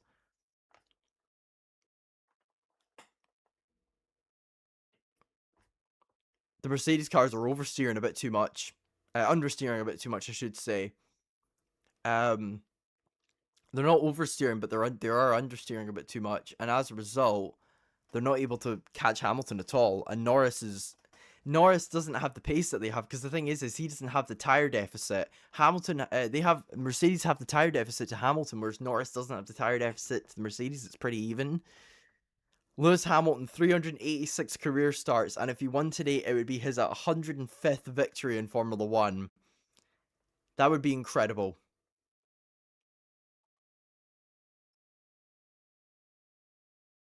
Antonelli's apparently struggling with neck pain at the moment, which is quite interesting to make a note of. This is looking good for Hamilton, though. There's 10 laps to go. He can completely just, stroll to the victory.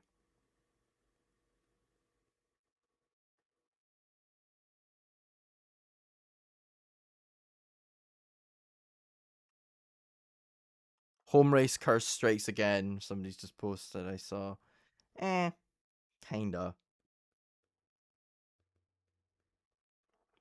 I love this. Thierry Henry said, my kids are half Bosnian and my wife is Bosnian, so I will be rooting for them. And then Zlatan Ibrahimovic said, I have Bosnian blood in my veins. I support this team. I think they're going to perform. To be fair, right, Zlatan and Thierry, I totally get that, to be fair. Like, Zlatan's family are immigrants from Bosnia, so of course he's going to root for them. Yeah, but the same for guys like Arjen Ibrahimovic as well. Or, some of the guys in the Swiss team. I just realized, wait a minute, are they... Oh my gosh, Switzerland are going to be playing Bosnia. I only just realized that Switzerland are going to be playing Bosnia. That'll be interesting because there's quite a few players in that Switzerland team that have ancestry in Albania and the surrounding areas, like Kosovo and places like that. That's going to be very, very interesting. Very interesting. I love the memes of like whenever like Swiss players play Serbia. And it's like the clip of Xhaka scoring that goal from about 25 yards out and going like that and like doing the lion thing to mock them. In case you didn't know already, ethnically Xhaka and Shaqiri are from Kosovo and Bosnia and Albania, I believe. And those countries were treated terribly by Slobodan Milosevic, who used to be the Serbian leader, to the point where they bombed them and tried to kill them all. And so they don't like Serbians, basically. Yeah. It's a very interesting thing to read about. By the way, speaking of, I've got like a bunch of history books back there. And I know I usually don't talk about politics, but I might as well. I might as well just tell you guys what's in my room. So on my left, I've got a couple books by a guy called Ilan Pape. Very interesting dude. Writes about the Middle Eastern conflicts and genocides. Then behind me you can see I've got my guitar. I love playing my guitar. Hang on, I might get it. Hang on. I'm gonna get it. Hang on.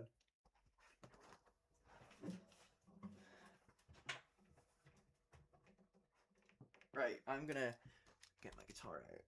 And I'm gonna show you guys a little bit of the sort of equipment that you use when you're playing guitar. So I only have 2 pieces of equipment apart from the guitar itself. So this is a plectrum, and this is what you use to strum. This little blue thing right here. And then this is called a capo, which changes the key.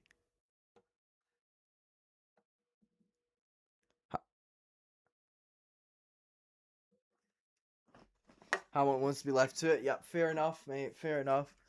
I mean, if you're on to take your first Grand Prix win in 2 years, you're gonna want to be left alone. Like, and imagine this, right? I'm going to the British Grand Prix in a few weeks, and you've got 3 guys in the top 4 who are British. That is gonna be an experience. A very interesting experience. Oh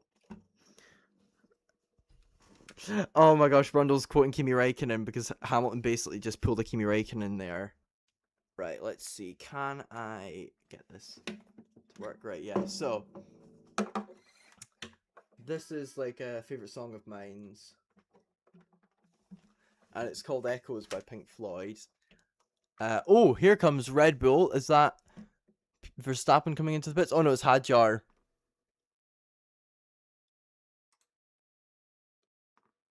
Gabriel, it's Gabrielle. It's Gabrielle. It's not that difficult. It's Gabrielle. Right, Hadjar's coming to the pits. I think just to try and get fastest lap or something. I don't know. Right.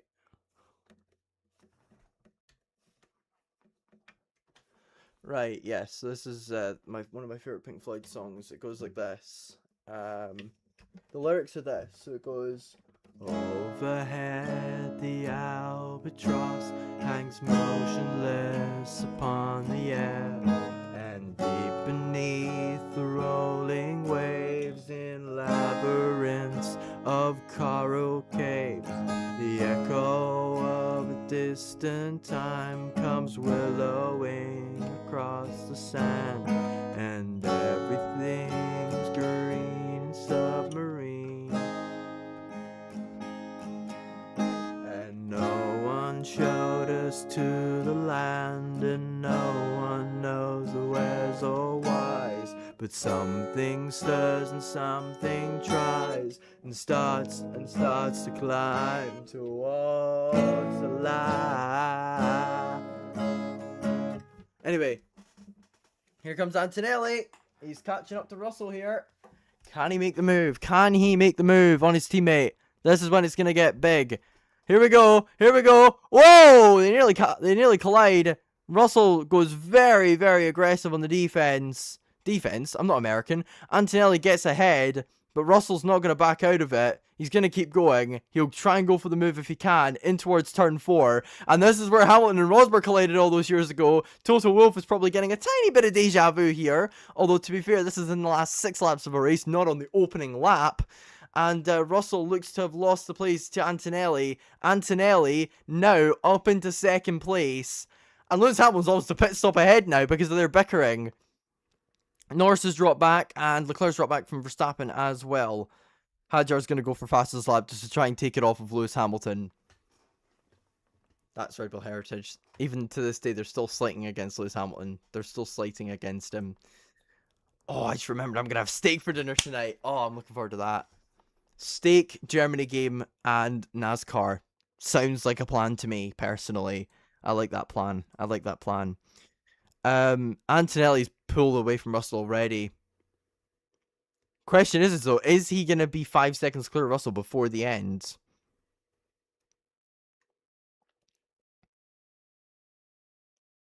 I think they basically told Russell to let him through because Kimi's gonna get a 5-second penalty.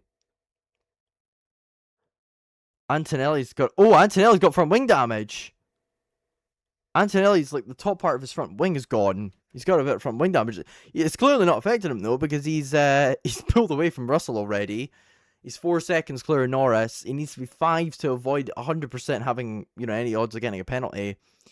Just 5 laps to go, and the Lewis Hamilton fans are going wild right now.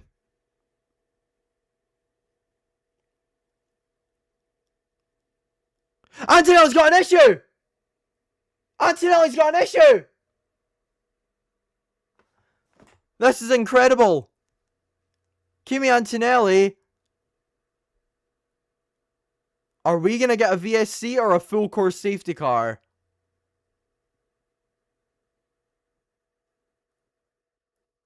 And Leclerc's got an issue as well.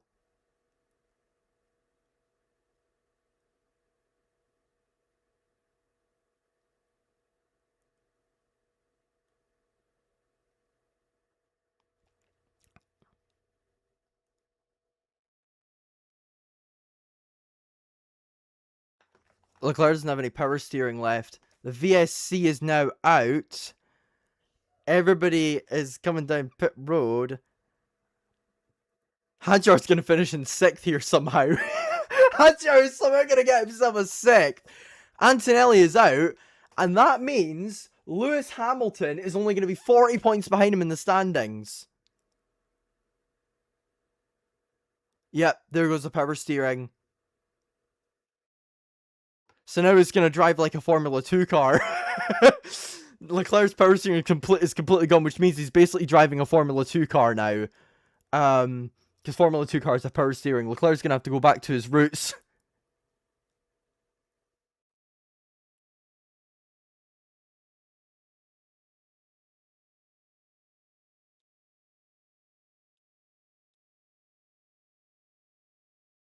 Yeah, Leclerc's going to have to come in here because he's got damage. They're not going to go full safety car because he's in a good spot, is Antonelli. He's parked it in a good spot. There's a marshal's post literally right next to it, and it's just like Alonso's, basically. Hamilton's being told to stay out. And Leclerc is out, which means that Arvid Lindblad and Liam Lawson are going to go into the points here and finish in 9th and 10th, which means Alpine and Racing Bulls will once again pull away from the midfield of Haas, Williams and Audi and pick up more points. Yeah, he's parked it well. I'll give Antonelli credit. He's parked it in a really good spot. He's put it in a marshal's post.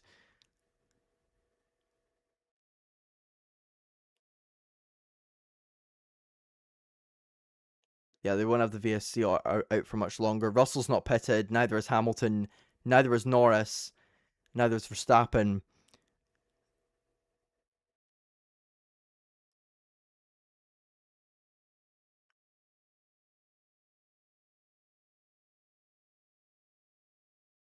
Oh, this could be a full course. I reckon they'll put out a full course safety car and it'll end in their safety car here. Because it's taken a while for them to get it.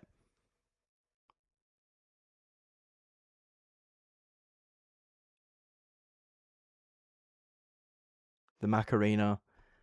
And Kimi is now getting the same bit of bad luck that Russell got in Canada. Yeah, that's a hat-trick, people! 3 times now. I mentioned Russell's issues in Canada, and they mention it almost straight afterwards. Yeah, Lindblad's going to get himself into the points here. Back-to-back points finishes for the Brit. And just like that, all of the British drivers, apart from Beerman, are in the points. Apparently Beerman's out the race as well. According to this screen, Djokovic is waving the flag and he's probably thinking to himself, well, I thought they were going to be going a little bit quicker when they come past me.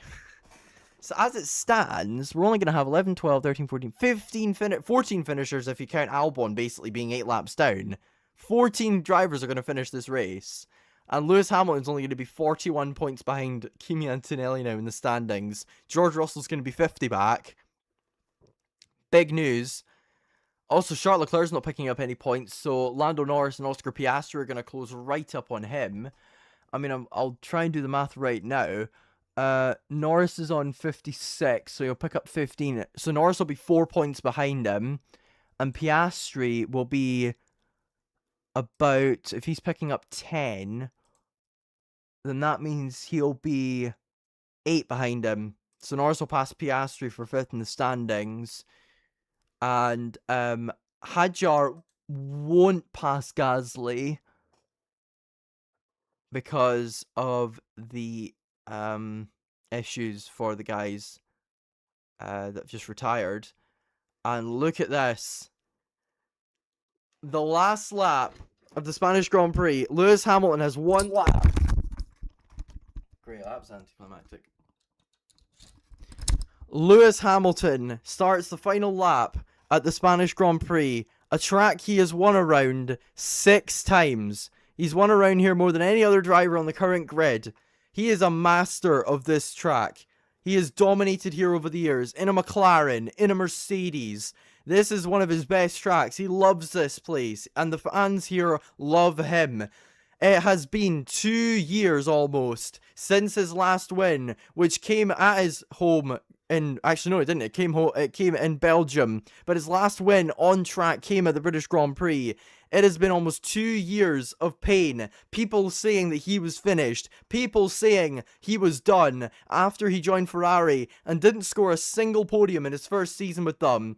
But all those people are being silenced today because Lewis Hamilton has delivered an incredible performance, the likes of which we haven't seen from him in a long, long time.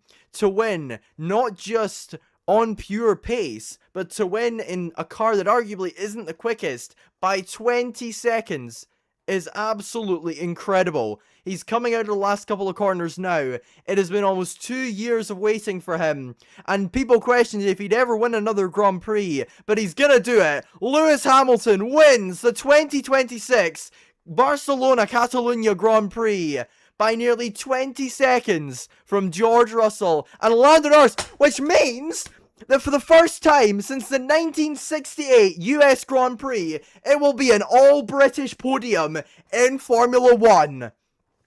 A great day for Britain, because for the first time since the 1968 US Grand Prix, it will be a 1-2-3 for Britain.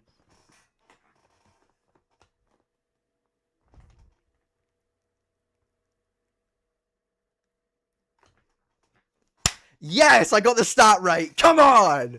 That went hard.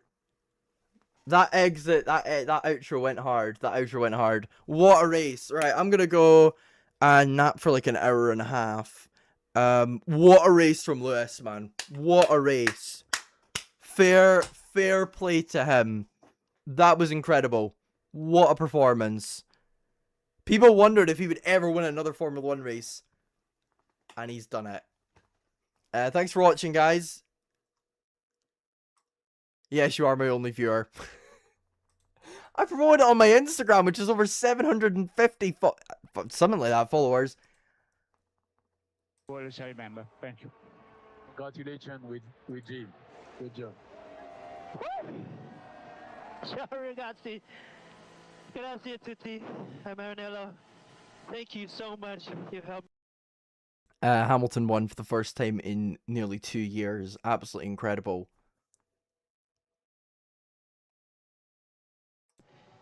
And to my family, I love you.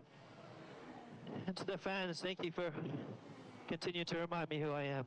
Couldn't have done this without you. Grazie. Grazie a te. And that was incredible from Ferrari. They actually cooked for once with strategy. And that was incredible. He gets the fastest lap as well. What a drive from Lewis. I'm going to go now. And I'll see you guys for the podcast, which might be out tomorrow. We will see. Bye.